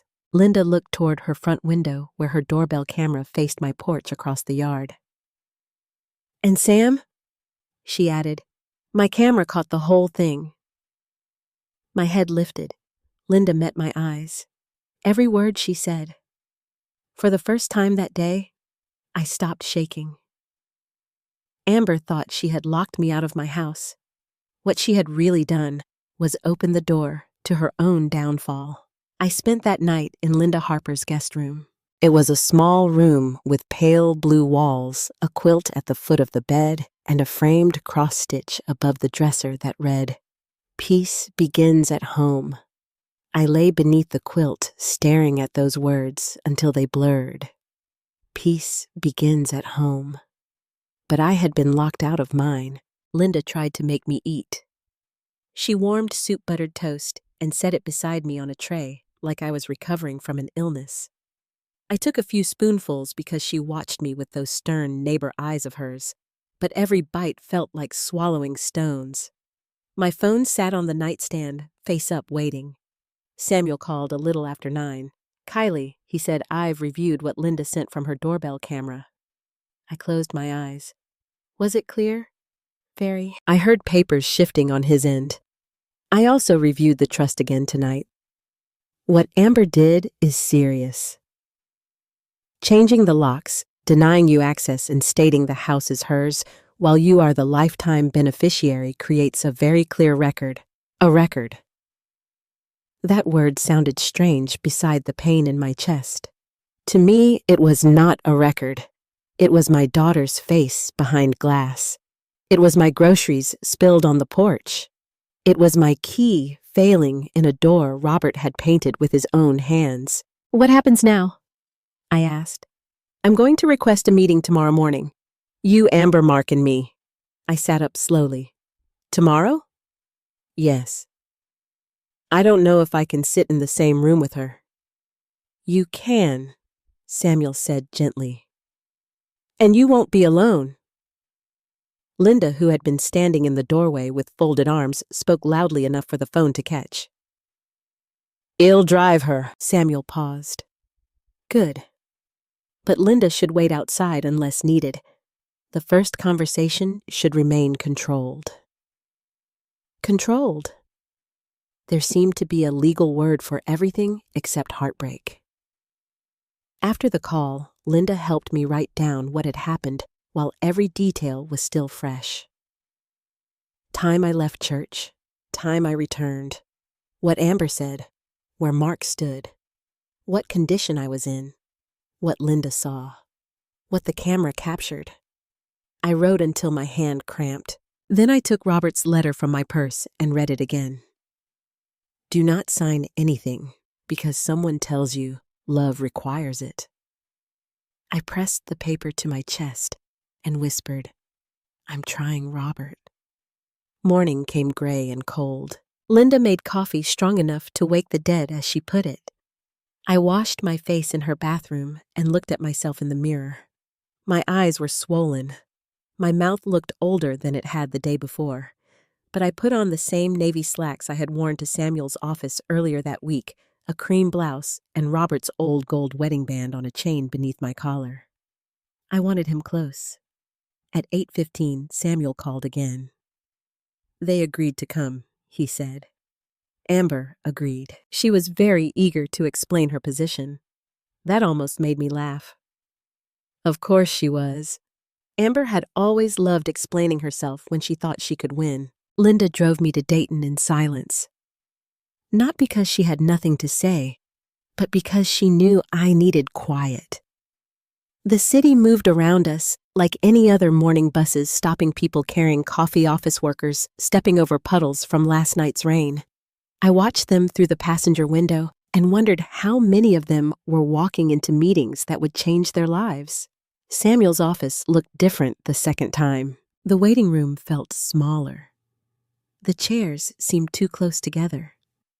The receptionist greeted me softly, as if she had already been told enough to be kind, without asking questions. Linda squeezed my arm before taking a seat near the window.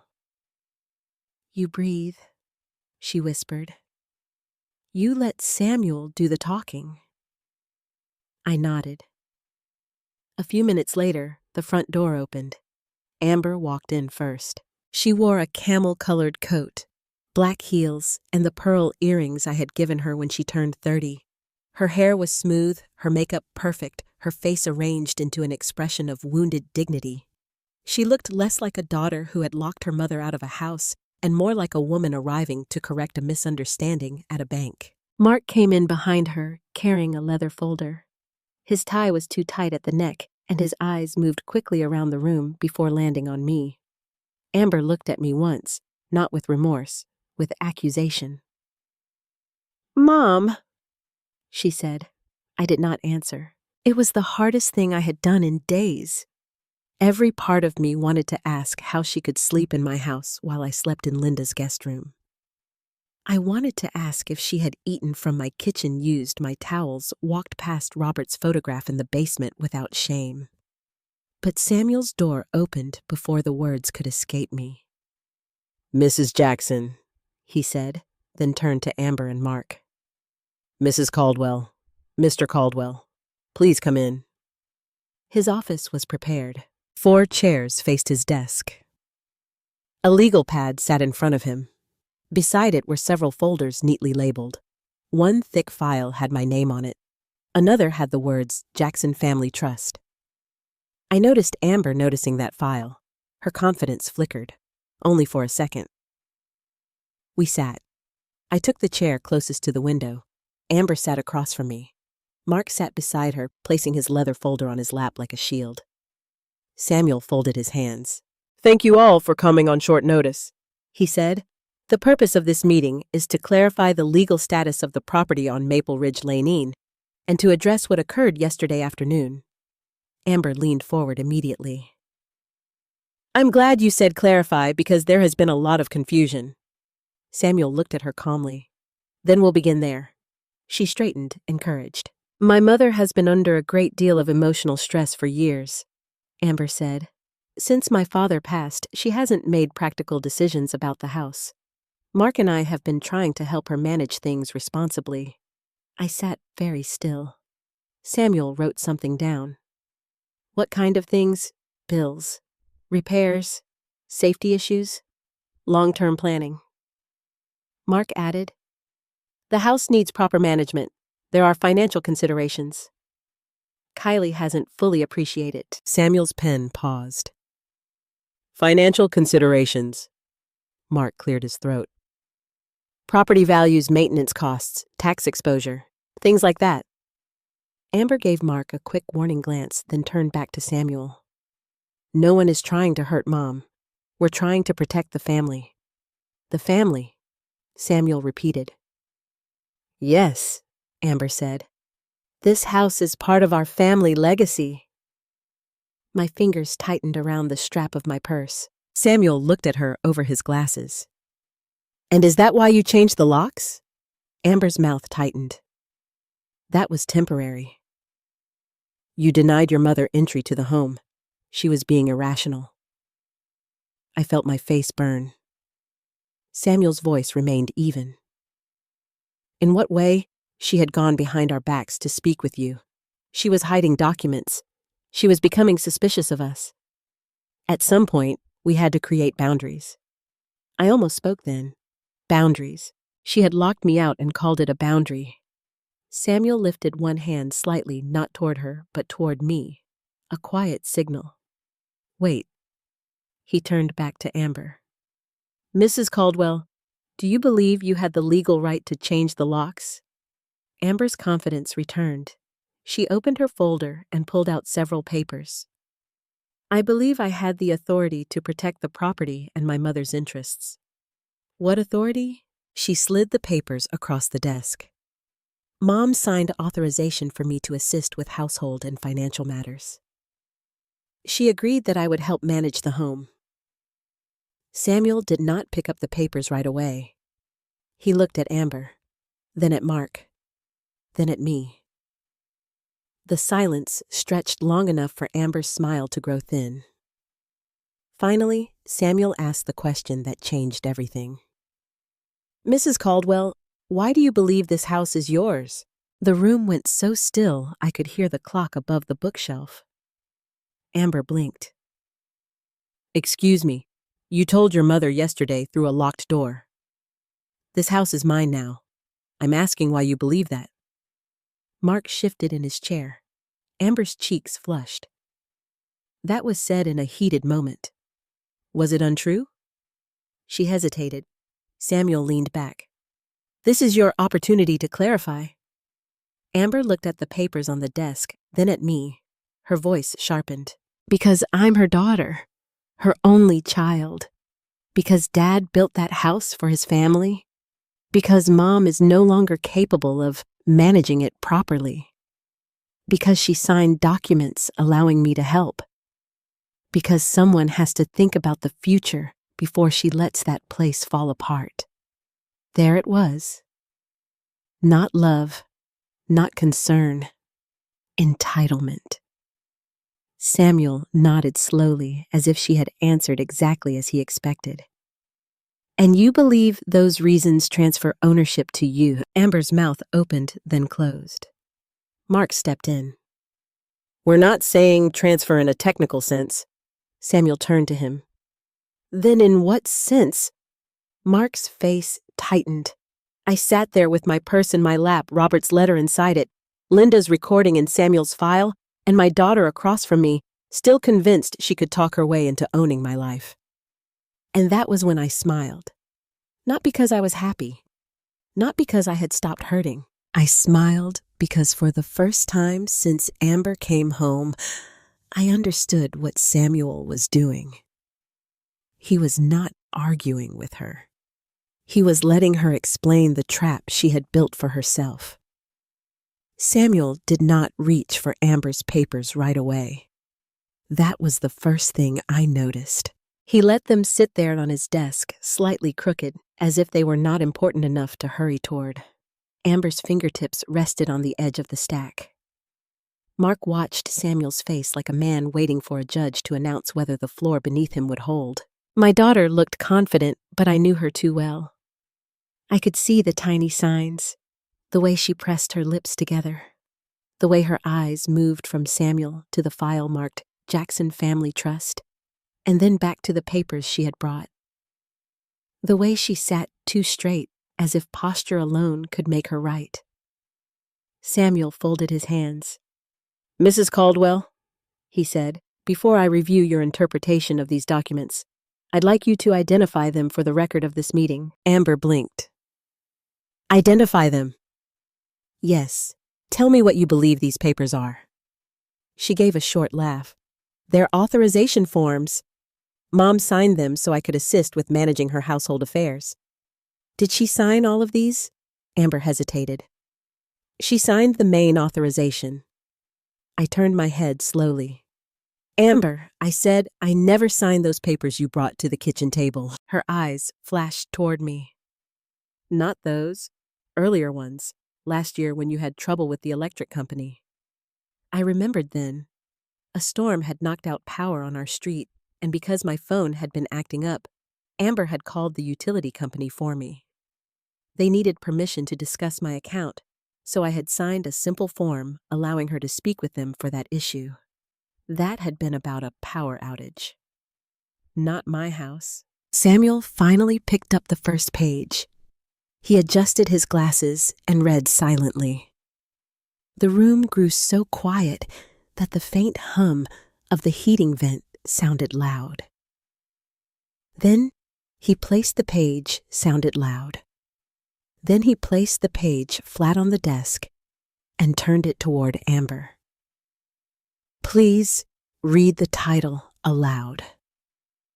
Amber's expression tightened. "Is that necessary?" "Yes." She looked at the paper. Temporary Household Account Authorization. Flat on the desk and turned it toward Amber. "Please read the title aloud." Amber's expression tightened. "Is that necessary?" "Yes." She looked at the paper. Temporary Household Account Authorization. Samuel nodded. Temporary.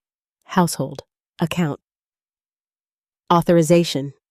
"Now please read the effective period." Her cheeks colored. "It says 90 days. And the date?" She swallowed. "March 5th of last year." Samuel let the silence do the work. I watched Mark's jaw move as if he were grinding his teeth. Samuel tapped the page once. "So this authorization expired more than a year ago." Amber leaned forward quickly. "But Mom understood I was helping. We continued that arrangement informally, with utility accounts, with the household. Mrs. Caldwell. Those are not the same things." Her face hardened. "You're reducing this to technicalities. I'm clarifying legal authority," Samuel said calmly. "That is the purpose of this meeting." He turned to another page. "This document allowed you temporarily to communicate with certain service providers about billing issues. Electric water waste collection cable. It did not grant ownership. It did not grant control over real property. It did not allow you to change locks, restrict access, remove your mother from the premises, refinance the home pledge, the home as collateral, or represent yourself as the owner." Each sentence landed in the room like a door closing. Amber's breathing changed. Mark shifted again. "We never said she owned it in the legal sense." Samuel looked at him. "Your wife said, 'This house is mine now.'" Mark's face flushed. "People say things when emotions run high." Samuel opened another folder. And yet Mrs. Caldwell also told others she was managing a transition. She contacted a physician to discuss Kylie's mental capacity. She presented documents for Kylie to sign containing language about real estate decisions. She changed the locks. That pattern matters. Amber sat back as if she had been pushed. "I was worried about her," she said. I almost believed she wanted to believe that. Samuel turned to me. Kylie, did you understand any document you signed last year to give Amber ownership or control of the house? No, I said. My voice was quiet, but it did not shake. I thought she was helping with a power outage. He nodded and looked back at Amber. Did Kylie sign a deed transferring the property to you? Amber's mouth opened, then closed. No. Did she sign a sale agreement? No. Did she sign a trust amendment naming you as current trustee or granting you authority over the property? Amber glanced at Mark. No. Do you have a court order declaring Kylie incompetent? Her face went pale. No. Do you have guardianship? No. Power of attorney over real estate? No. Any recorded instrument giving you ownership of the Maple Ridge Lane property? Amber's hands curled in her lap. No, but families don't always operate like courtrooms. Samuel's voice remained level. Property rights do. For the first time that morning, Amber looked frightened, not sorry. Frightened. There is a difference. I had seen Amber sorry when she was a little girl and broke my favorite teacup. I had seen her guilty when she came home late as a teenager. This was not that. This was the fear of someone realizing the door she planned to close on someone else had locked behind her instead. Mark cleared his throat. Mr. Bennett, with respect, Kylie is aging. Someone has to plan responsibly. We weren't trying to steal anything. We were trying to prevent future problems. Samuel turned a page in the trust file. Then you should have started by respecting Kylie's legal rights. She's emotional. Amber snapped. I looked at my daughter. Yes, I said softly. I am. She turned toward me, startled. I am emotional because my husband is dead. I am emotional because the house he built is the last place I still feel close to him. I am emotional because my daughter moved his picture to the basement, took my sewing room, told people I was confused, and locked me out after church. My voice cracked, but I kept going. But being emotional does not make me incompetent. Samuel's eyes stayed on the papers, but I saw the corner of his mouth tighten as if he approved. Amber looked away first. Samuel then opened the thick file marked Jackson Family Trust and removed a bound document. The pages looked formal, heavy, impossible to argue with. The property at Maple Ridge Lane is not owned in the way you seem to assume, he said. Amber frowned. What does that mean? It means the house was transferred into the Jackson Family Trust before Robert Jackson passed away. Mark leaned forward sharply. A trust? Yes. Amber looked from Samuel to me. Mom, did you know about this? I held her gaze. I knew Robert had signed papers. I didn't understand all of it until recently. Her eyes narrowed. So you went behind my back to dig this up? No, I said. Your father left it for me? Samuel continued before Amber could respond. Under the terms of the trust, Kylie Jackson is the primary lifetime beneficiary. She has the right to live in the home for the remainder of her life or as long as she chooses.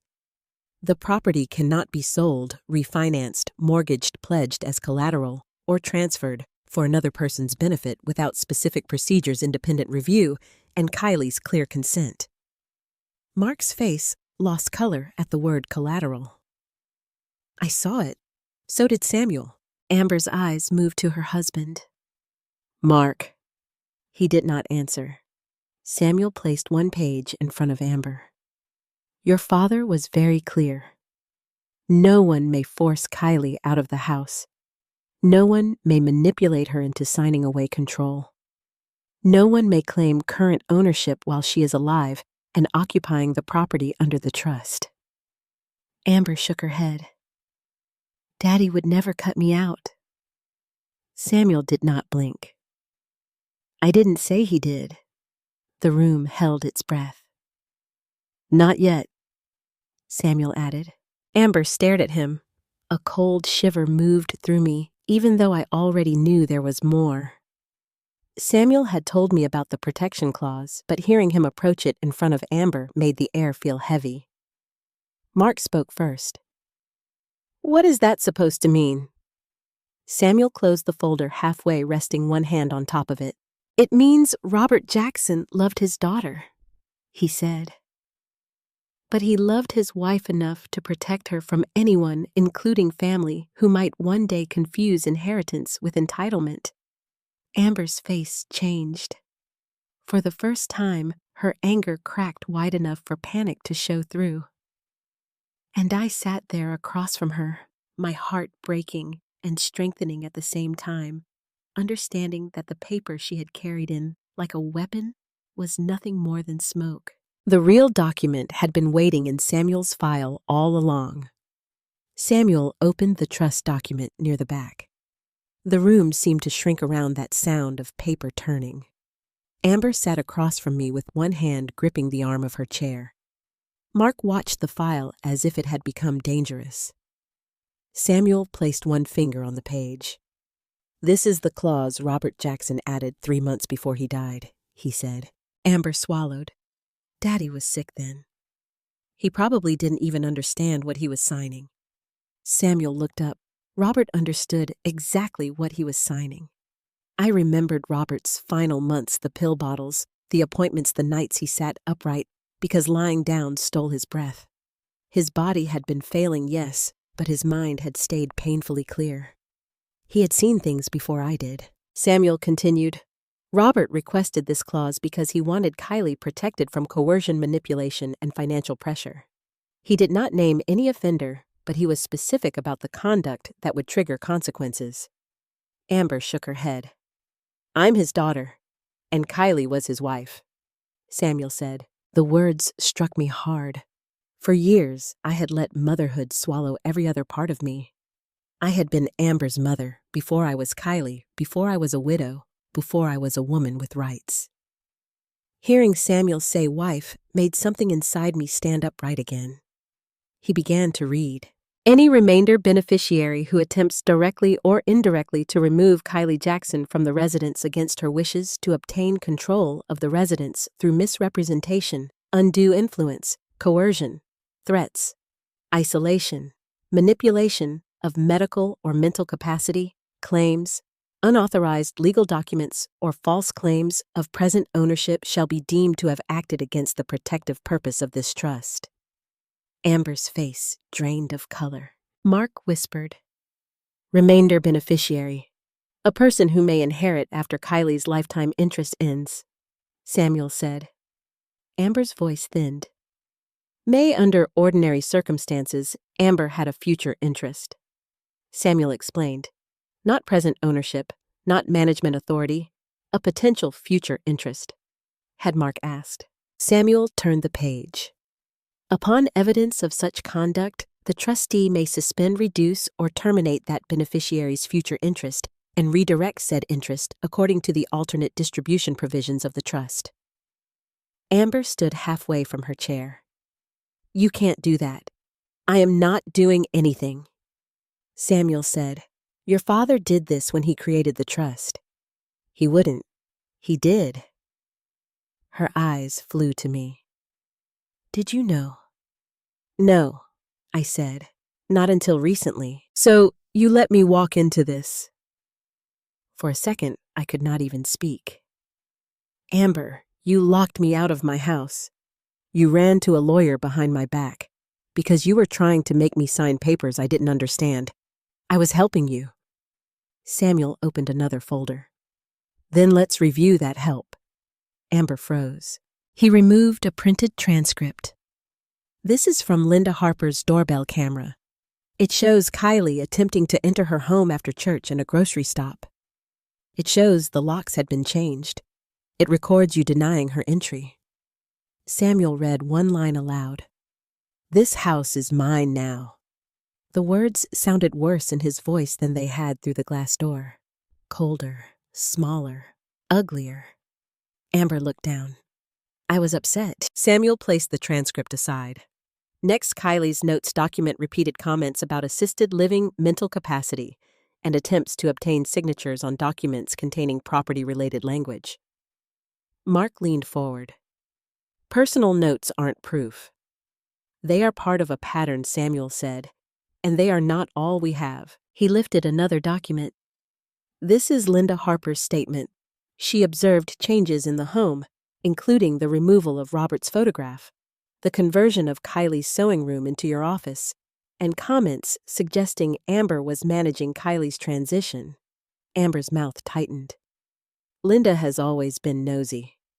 No, I said. Everyone looked at me. Linda has always been present. There's a difference. Samuel then held up a small USB drive sealed in a clear sleeve. This contains audio Kylie recorded from her own back porch. In it, Mark says, "If we can't use this house as collateral, everything falls apart." Amber responds, "I'm working on her. She'll sign if I handle it right." In another recording, Amber says, "Once she's out, the house is ours." Mark's face went gray. Amber turned toward him so quickly, her chair scraped the floor. "You said things too." Mark raised both hands. "Amber, no. Don't look at me like this was only mine." Samuel watched them without expression. That was when I understood something terrible. They were not shocked by what they had done. They were shocked that someone could prove it. Amber turned back to Samuel, her voice rising. Those were private conversations. People vent. Mark has debt. I was scared. You don't understand what it's like to have everything falling apart. Debt. There it was. Not my safety, not love, not concern. Debt. How much debt was worth locking me out? I asked. Her mouth trembled, but no answer came. Mark rubbed both hands over his face. It wasn't supposed to go this far. That's what people say when it already has, I whispered. Samuel returned the documents to the folder. Mrs. Caldwell, whether you intended to remove your mother or pressure her temporarily, this conduct directly implicates the protection clause. Amber's voice fell. What does that mean? It means your future interest in the house is at risk. Based on the evidence, the trustee may determine the clause has been triggered. If so, you may lose any future claim to the property. Amber stared at him. You mean when Mom dies? I flinched. She said it too quickly, too plainly. Like my death was a date on a calendar and the house was a package delayed in the mail. Samuel's eyes hardened. Yes, the inheritance you assumed would one day be yours may no longer pass to you. Amber slowly sat back down. For the first time, tears filled her eyes. But they were not tears for me. They were tears for what she had lost. That realization hurt more than the locked door. I had wanted remorse. I had wanted my daughter to look across the desk and see her mother, the woman who had held her through fevers, prayed for her, defended her, excused her. Instead, Amber looked at the trust file like it was the body on the floor. Samuel turned to me. Kylie, you have the right to return to your home. You also have the right to require Amber and Mark to leave. Amber lifted her head. Mom. There was fear in that one word, not love. Fear. I thought of Robert's letter in my purse. Do not believe anyone who treats your kindness like weakness. My voice shook, but it held. I want my keys back, I said. Amber's tears spilled then. Mark looked down. Samuel wrote something on his legal pad. And in that small office in Dayton, the house Robert built stopped being a prize they could chase and became what he always intended it to be. My protection. For a long moment after Samuel explained the protection clause, no one spoke. Amber sat across from me with tears on her cheeks, but her eyes were fixed on the trust papers, not on my face. Mark stared at the floor as though the answer to his ruined future might be hidden somewhere in the carpet. I sat with both hands in my lap, feeling every beat of my heart, like a knock against a locked door. The strange thing was, I did not feel victorious. People imagine justice as a warm thing. They imagine it arriving like sunlight after a storm. But in that office, justice felt cold and heavy. It felt like watching my daughter finally understand that the thing she had tried to take was slipping out of her reach. And still, she did not ask if I was all right. She did not say, "Mom, I'm sorry I scared you."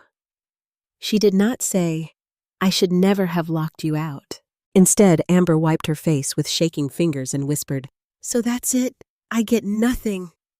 The words landed so hard I almost looked away. Samuel's expression did not change. That determination is not being finalized in this meeting, but based on the evidence, the trustee has grounds to treat your conduct as a violation of the trust's protective clause. Amber turned toward me. "Mom, you're going to let him do this." I stared at her. "Let him. It's my inheritance." "No," I said softly. "It was your father's work. It was our life. And it was never yours while I was still alive." Her face twisted. "You know what I meant. I'm beginning to think I do." Mark suddenly stood up. "This has gotten out of hand." Samuel looked at him calmly. "Sit down, Mr. Caldwell." Mark hesitated, then slowly lowered himself back into the chair. His control was cracking. I could see it now. The smooth salesman's face, the helpful son-in-law, the polite phrases about planning and property values, all of it was falling apart under the weight of one word. Debt. Amber turned on him first. "Tell them," she snapped. Mark looked at her. "Amber, don't." "No." "You wanted this house so badly. Tell them why." His jaw tightened. "This isn't the place. This became the place when you pushed me to get Mom to sign those papers." I felt the air leave my lungs. Mark's eyes flashed. "You didn't need much pushing." Amber flinched as if he had slapped her. Samuel picked up his pen again, but he said nothing. He was letting them speak just as he had let Amber speak before. And slowly, terribly, the truth began to come out without anyone having to chase it. Mark had invested in 2 properties with a business partner who disappeared when the market turned. There were loans, missed payments, late fees, and a private lender who did not care about excuses. His business was not just slow, it was collapsing. The apartment with water damage had been a half-truth. They had fallen behind on rent, and the landlord had made it clear they needed to leave. "We only needed a bridge," Mark said, his voice rough. "If we could access the equity in the house, we could stabilize everything, pay off the urgent debt, refinance properly later." "We only needed a bridge," Mark said, his voice rough. "If we could access the equity in the house, we could stabilize everything, pay off the urgent debt, refinance properly later." "Refinance my house," I said. He would not look at me. Amber's tears kept falling, but anger burned beneath them. "You told me it was temporary. You told me once we got ahead, we could fix everything." Mark laughed bitterly. "And you told me your mother would do anything for you." The room went silent again. That sentence hurt because it was true. Not the way he meant it, but true enough to wound me. For most of Amber's life, I would have done almost anything for her. I had gone without new shoes so she could go on school trips. I had worked extra hours so she could have help with college books. I had given her money after her first divorce and never asked for it back. I had swallowed loneliness when she forgot to call because I told myself motherhood was not supposed to keep score. But there is a difference between sacrifice and being consumed. Samuel turned to Mark. "You intended to use Kylie's home as collateral for your debt." Mark said nothing. "That is a yes," Samuel said. Mark's shoulders dropped. "Yes." Amber covered her mouth. I looked at her then. "You knew." She shook her head too quickly. "Not all of it, but enough. Her lips parted, but no defense came. Samuel placed both hands on his desk. Here is what will happen today. Kylie will be returned to her home. The locks will be changed again at Amber and Mark's expense, with Kylie receiving all keys. Amber and Mark will remove themselves from the property within 48 hours unless Kylie chooses a shorter period. Amber looked panicked. 48 hours. Where are we supposed to go? Samuel's gaze did not soften. That is not Kylie's legal responsibility. She's my mother, and you locked her out of her residence. Amber turned to me, her voice breaking. Mom, please, we don't have anywhere ready. I felt that old instinct rise in me, the mother instinct, the terrible reflex to comfort the child who had just hurt me. For a second, I saw her as a little girl again, crying because she had fallen on the sidewalk and scraped both knees. Then I remembered standing on the porch with spilled groceries at my feet. I will give you 48 hours, I said. Not because you deserve it, because I need to be able to live with myself. Amber closed her eyes. Samuel nodded. That is your choice. And the locks, I asked. Today, he said. I'll arrange it. Mark rubbed his forehead. This is insane. I looked at him. No, Mark. Insane was thinking Robert's house could rescue you from debts I didn't make. He had no answer. A knock came at the office door. The receptionist stepped in quietly and said, Mrs. Harper is asking if Mrs. Jackson needs anything. Before Samuel could respond, another voice came from behind her. Is my grandma in there? My whole body stiffened. Emily. Amber stood so fast, her chair scraped backward. Why is she here? The receptionist looked uncomfortable. She arrived with Mrs. Harper. Emily appeared in the doorway, pale, but determined, her backpack hanging from one shoulder. Linda stood behind her with a protective hand near her arm. Grandma Emily said. I rose immediately. Sweetheart. She crossed the room and hugged me tightly. I held her, feeling how hard she trembled. Amber's voice sharpened. Emily, this is adult business. Emily stepped back, tears in her eyes. Then why did I have to hear you and Mark talking about Grandma's house like she was already gone? Amber's face crumpled. That is not fair. No, Emily said, her voice shaking. Locking Grandma out wasn't fair. The room went still. There are moments when a parent loses an argument, and then there are moments when a parent loses the way their child sees them. Amber's face showed me she knew which one this was. Emily. She whispered, I was trying to keep our family from falling apart. Emily looked at her mother with a sadness too old for 16. You did that yourself. Amber reached for her. Honey, Emily stepped back. That small movement broke something in Amber. She sank into her chair and cried not the controlled tears from before, but the ugly kind that come when someone realizes consequences have reached places money cannot repair. I wanted to feel nothing. I did not. I felt grief. I felt anger. I felt pity. I felt the deep exhaustion of loving someone who had turned your love into a tool. Emily turned to Samuel. Can I stay with Grandma for a while? If my dad says it's okay? Samuel looked at me, not answering for me. I touched Emily's cheek. If your father agrees, my door is open to you. Amber let out a wounded sound. So now you're taking my daughter too. I looked at her for a long time. No, Amber, I said. You are losing her trust. That is different. She had no reply. By the time we left Samuel's office, the morning had turned bright outside. Linda walked beside me. Emily held my hand. Samuel had already called a locksmith and prepared a written notice for Amber and Mark to vacate. Amber remained in the office with Mark crying over the house she had never owned, and I stepped into the sunlight, understanding the cruelest truth of all. My daughter had not lost the house the next day. She had lost it the moment she decided I was worth less than what she could take from me. The locksmith arrived before Amber and Mark returned from Samuel's office. That was Samuel's arrangement. He did not ask me whether I wanted to wait. He did not soften it with family language.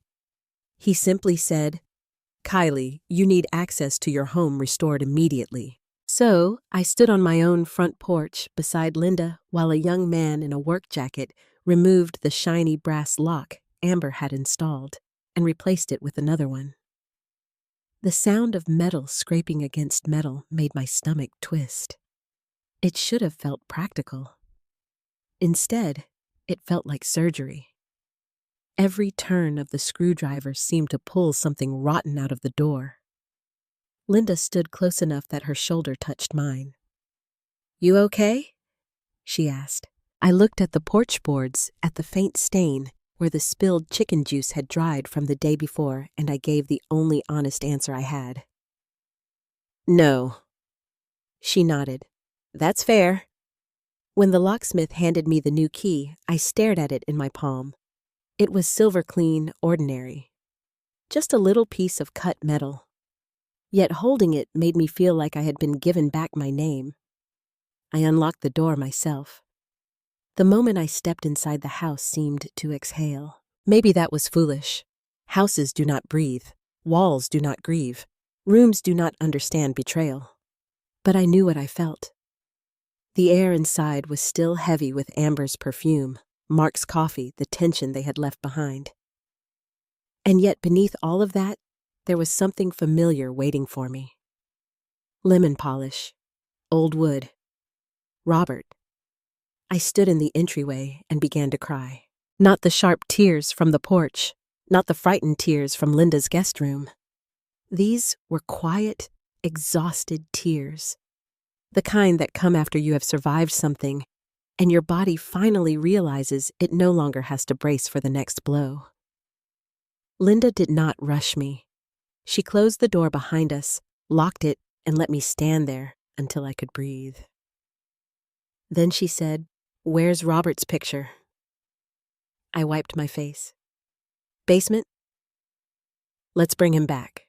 We went downstairs together. Amber had placed the family photographs on an old metal shelf between Christmas decorations and a box of worn extension cords. Robert's anniversary picture was leaning sideways, half covered by a folded tablecloth. For one moment, I felt anger so strong it steadied me. I picked up the frame with both hands and brushed dust from the glass. "I'm sorry," I whispered. Linda touched my back. "He knows." We carried the photograph upstairs and placed it back on the mantel where it belonged. The room changed immediately, not because the furniture moved, because truth had returned to its proper place. Next, I went to the sewing room, or what had been my sewing room before Mark turned it into his office. His laptop was gone, but his printer still sat on Robert's handmade table. Stacks of real estate papers filled the shelves where my fabric used to be. A whiteboard leaned against the wall with numbers and arrows written in black marker. The words "Equity Estimate" appeared near the top. I stood at the doorway, unable to step inside.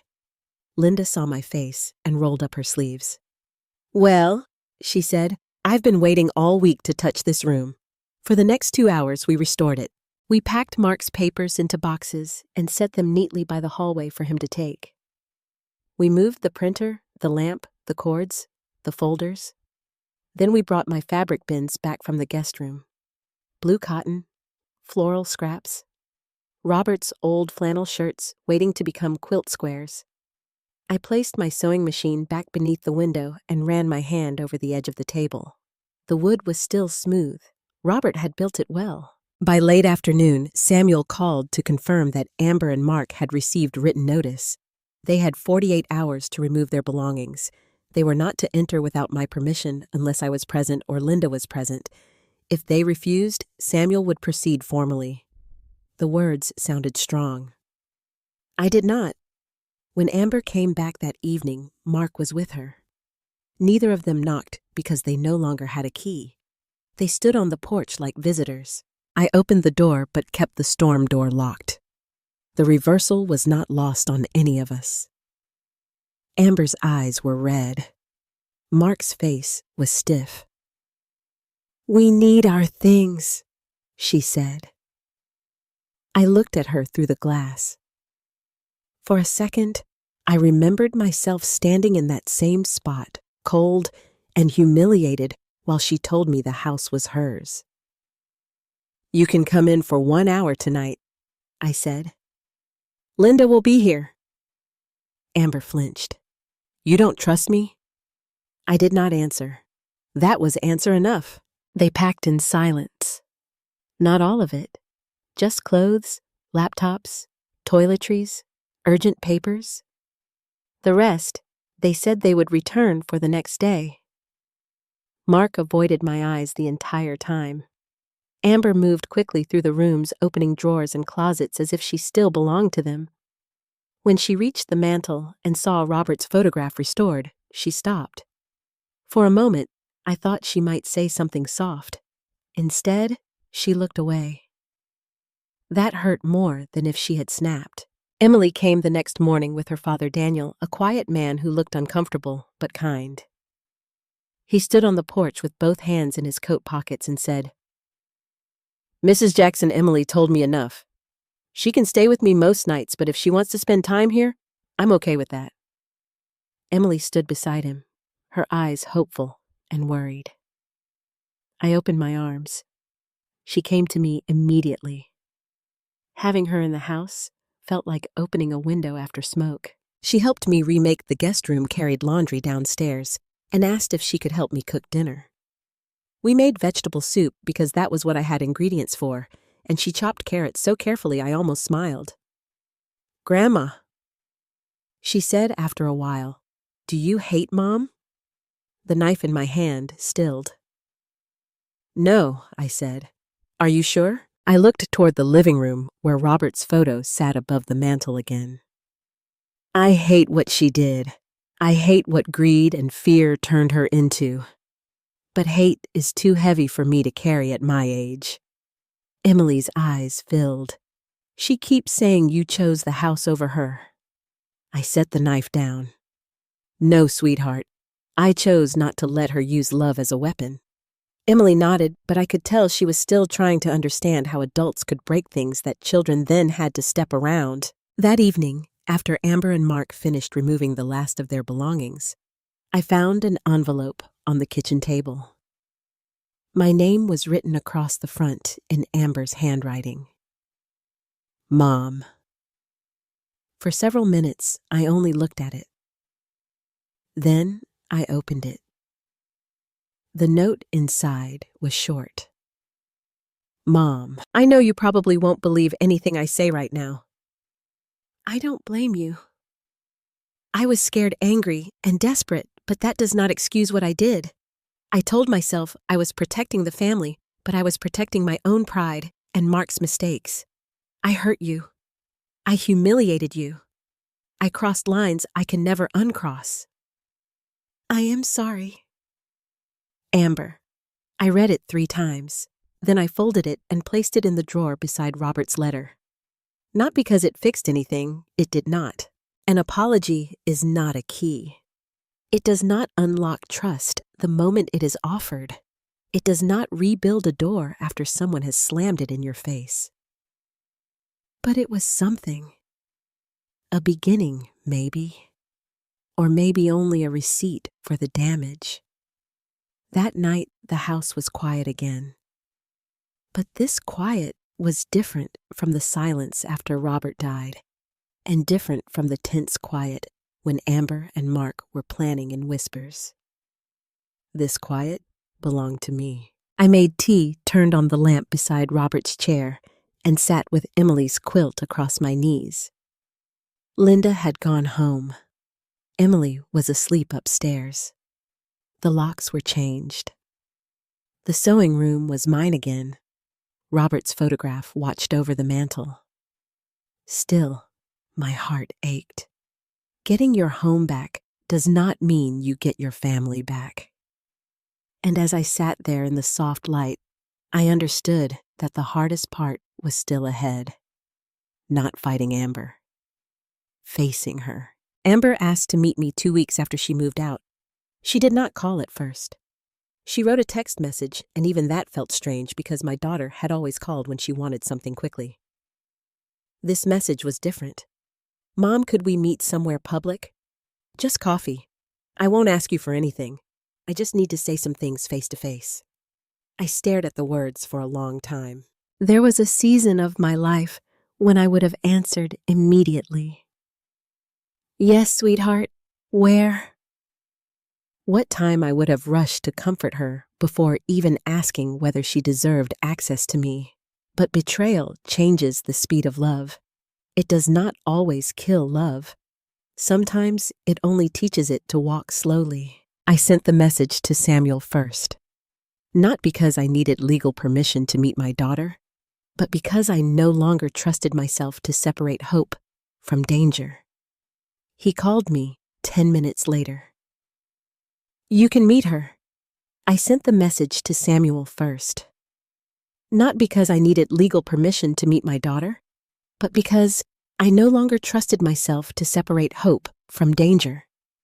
He called me 10 minutes later. You can meet her, he said, but choose the place. Drive yourself or have Linda drive you. Do not discuss documents, property decisions, trust changes, or money without me present. I understand. And Kylie, yes, forgiveness does not require exposure. I wrote that sentence down after we hung up. Forgiveness does not require exposure. I chose a small cafe near downtown Dayton, 1 Amber, and I had gone to years before when she was pregnant with Emily. Back then, she had cried over morning sickness and swollen ankles, and I had held her hand across the table, telling her motherhood would scare her and save her in ways she could not yet understand. Now I arrived 10 minutes early and chose a table near the window. Amber came in wearing jeans, a gray sweater, and no makeup. For the first time in weeks, she did not look polished. She looked tired, human, younger somehow. When she saw me, she stopped just inside the door. Hi, Mom, she said softly. Hello, Amber. She sat across from me. Neither of us reached for the other. For a while, we talked about nothing. Coffee, weather, Emily's school. Safe things, thin things. Then Amber wrapped both hands around her cup and looked down. Am not here to ask for the house. I stayed silent. She swallowed. I'm not here to ask you to change Samuel's mind either. Samuel is following your father's trust. I know. I'm not here to ask for the house. I stayed silent. She swallowed. I'm not here to ask you to change Samuel's mind either. Samuel is following your father's trust, I know. Her eyes filled, but she blinked the tears back. I've had a lot of time to think about that. I looked at her carefully. And what have you thought? She breathed out shakily. That I became someone I would have hated if I saw it happening to somebody else's mother. The words settled between us. I was scared, she continued. Mark's debt was worse than he told me at first. Then when I found out, I panicked. I kept thinking if we could just get access to the house, somehow we could fix it quietly. I told myself it was temporary. I told myself you would be okay because you had always been okay. Her voice cracked. But that wasn't the real reason. I waited. Amber looked up, and for the first time I saw shame that had nothing to do with money. I was jealous. I frowned slightly. Of what? Of the house? Of Dad? Of the way you loved what he built? Every time I came home, it felt like I was visiting a museum of a family where I had already failed.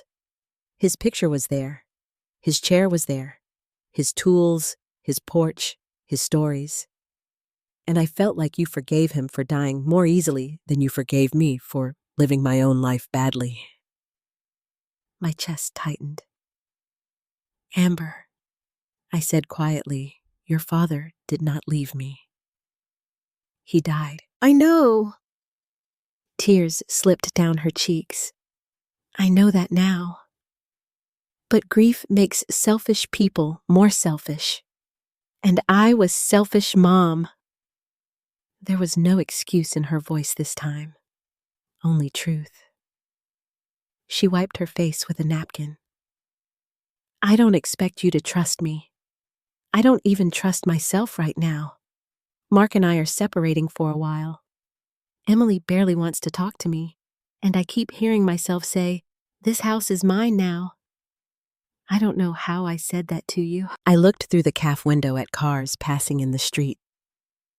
I know how I said. She looked at me.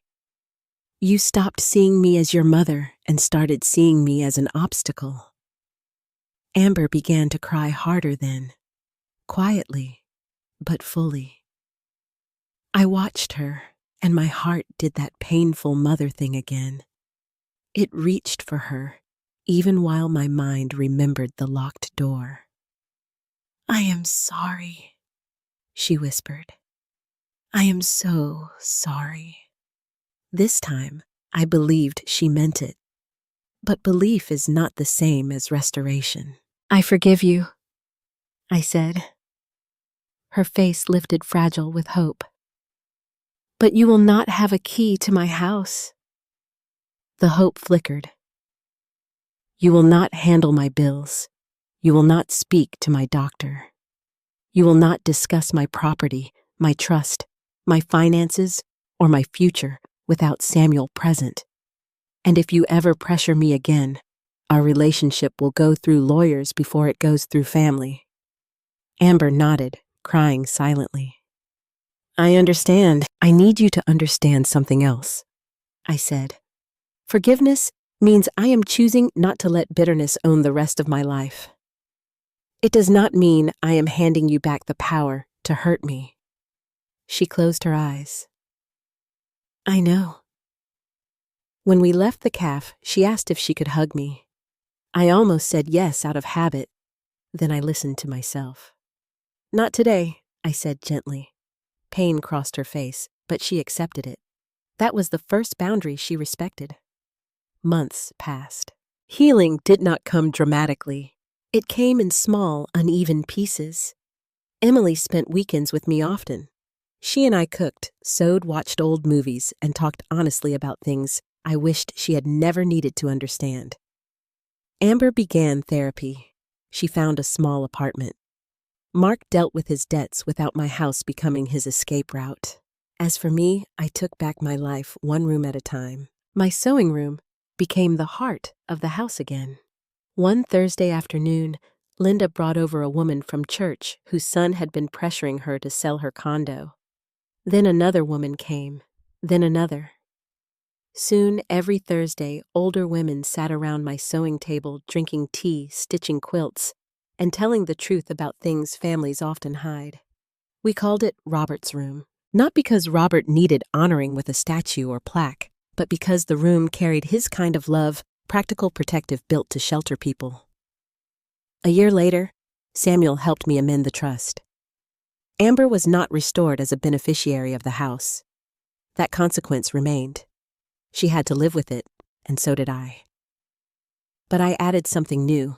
When my lifetime in that home ends, the house will become part of the Robert Jackson Community Home Fund, supporting safe housing and legal help for seniors pressured, manipulated, or mistreated by their own families. When I signed those papers, I did not feel revenge. I felt peace. That evening, I sat on the porch beneath the maple tree Robert planted before we even had a roof. Emily sat beside me sewing a crooked line into her first quilt square. Linda waved from next door. Inside, Amber's latest apology letter rested in a drawer, unanswered for now, but not thrown away. The house was quiet, not empty. Quiet. And as the porch step creaked beneath my feet, I smiled through tears. Robert had been right. A house needs roots. And at last mine were no longer wrapped around fear. They were wrapped around truth. This story is not only about a house. It is about dignity, boundaries, and the painful truth that sometimes the people closest to us can become the ones most willing to take advantage of our love. Kylie did not win because she stopped loving her daughter. She won because she finally understood that love without boundaries can become a doorway for manipulation. One of the deepest lessons here is that kindness must never be confused with weakness. For years, Kylie forgave, excused, and protected Amber from consequences. That made her a loving mother, but it also made her vulnerable to someone who believed love meant unlimited access. The turning point came when Kylie realized that protecting herself was not betrayal, it was survival. Another lesson is the importance of preparation. Robert's love did not end with emotion. It became action. He protected his wife legally, clearly, and wisely. In real life, many families avoid hard conversations about property care, aging, and inheritance because those topics feel uncomfortable. But silence can leave good people exposed. Love should not only comfort, love should also protect. Amber's downfall was not simply greed. It was entitlement. She believed being a daughter gave her the right to control what her mother had built and what her father had left behind. But inheritance is not a license to erase the living. No child has the right to treat a parent like an obstacle standing between them and property. And finally, forgiveness is not the same as surrender. Kylie forgave Amber, but she did not hand back the key. That is healing with wisdom. That is mercy with memory. True forgiveness frees the heart from hatred, but it does not require us to reopen the door to the same harm. If this story touched you, please leave a comment sharing what you would have done in Kylie's place. Have you ever seen family turn cruel over money, property, or inheritance? Like this video, subscribe for more emotional stories, and share it with someone who needs to remember this. Your love is precious, but your peace matters too.